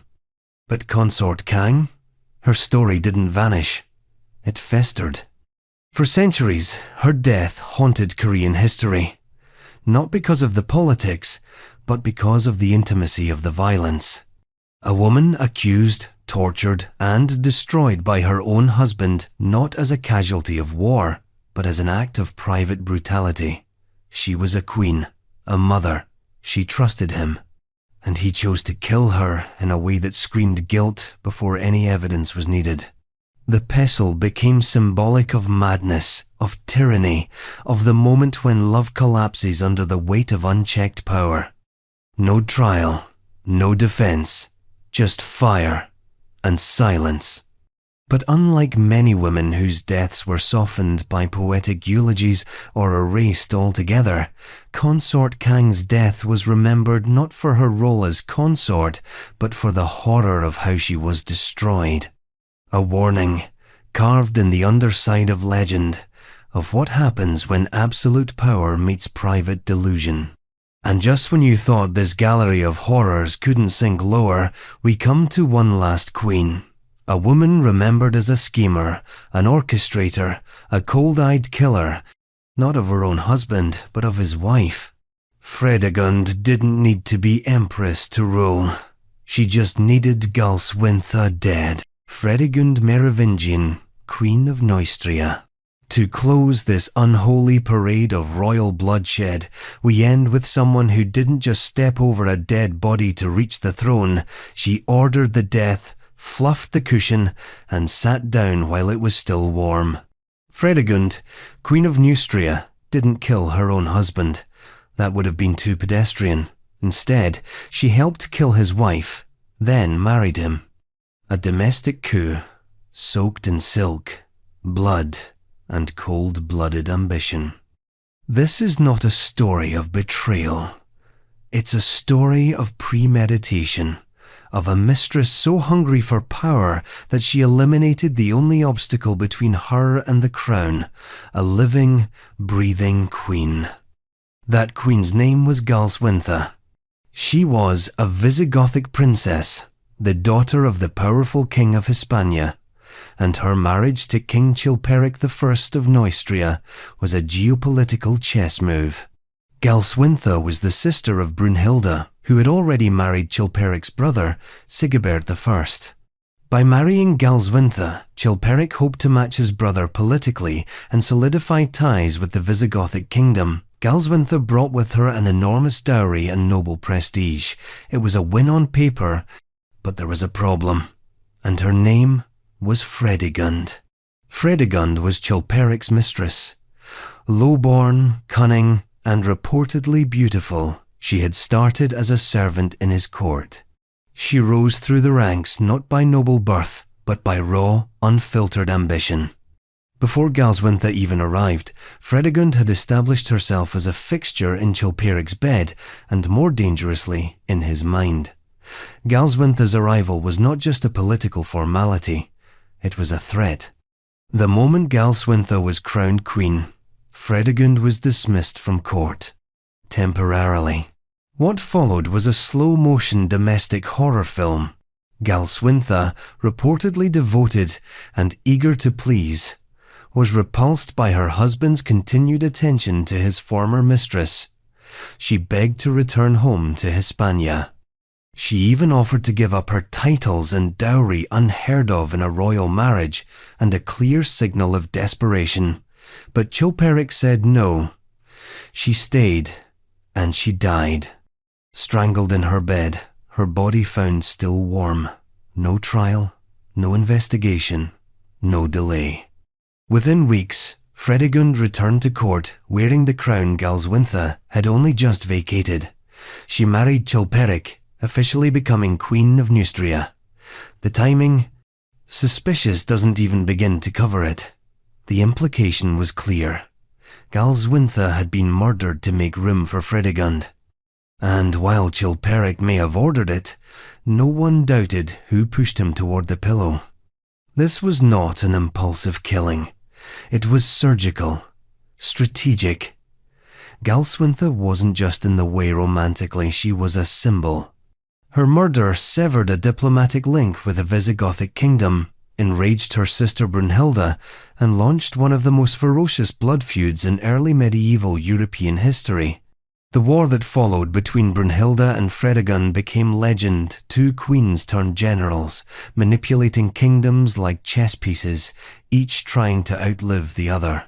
But back to Fredegund. Her reputation didn't stop at Galswintha. Once queen, she became a vortex of death. Accusations followed her like perfume. She was suspected of arranging the assassination of Bishop Praetextatus, of orchestrating the deaths of royal courtiers, of murdering her own stepchildren to clear the line of succession for her biological son, the future King Clotaire II. This was a woman who didn't just consolidate power, she curated it. She shaped the court like a sculptor, carving away anyone who didn't align with her version of order.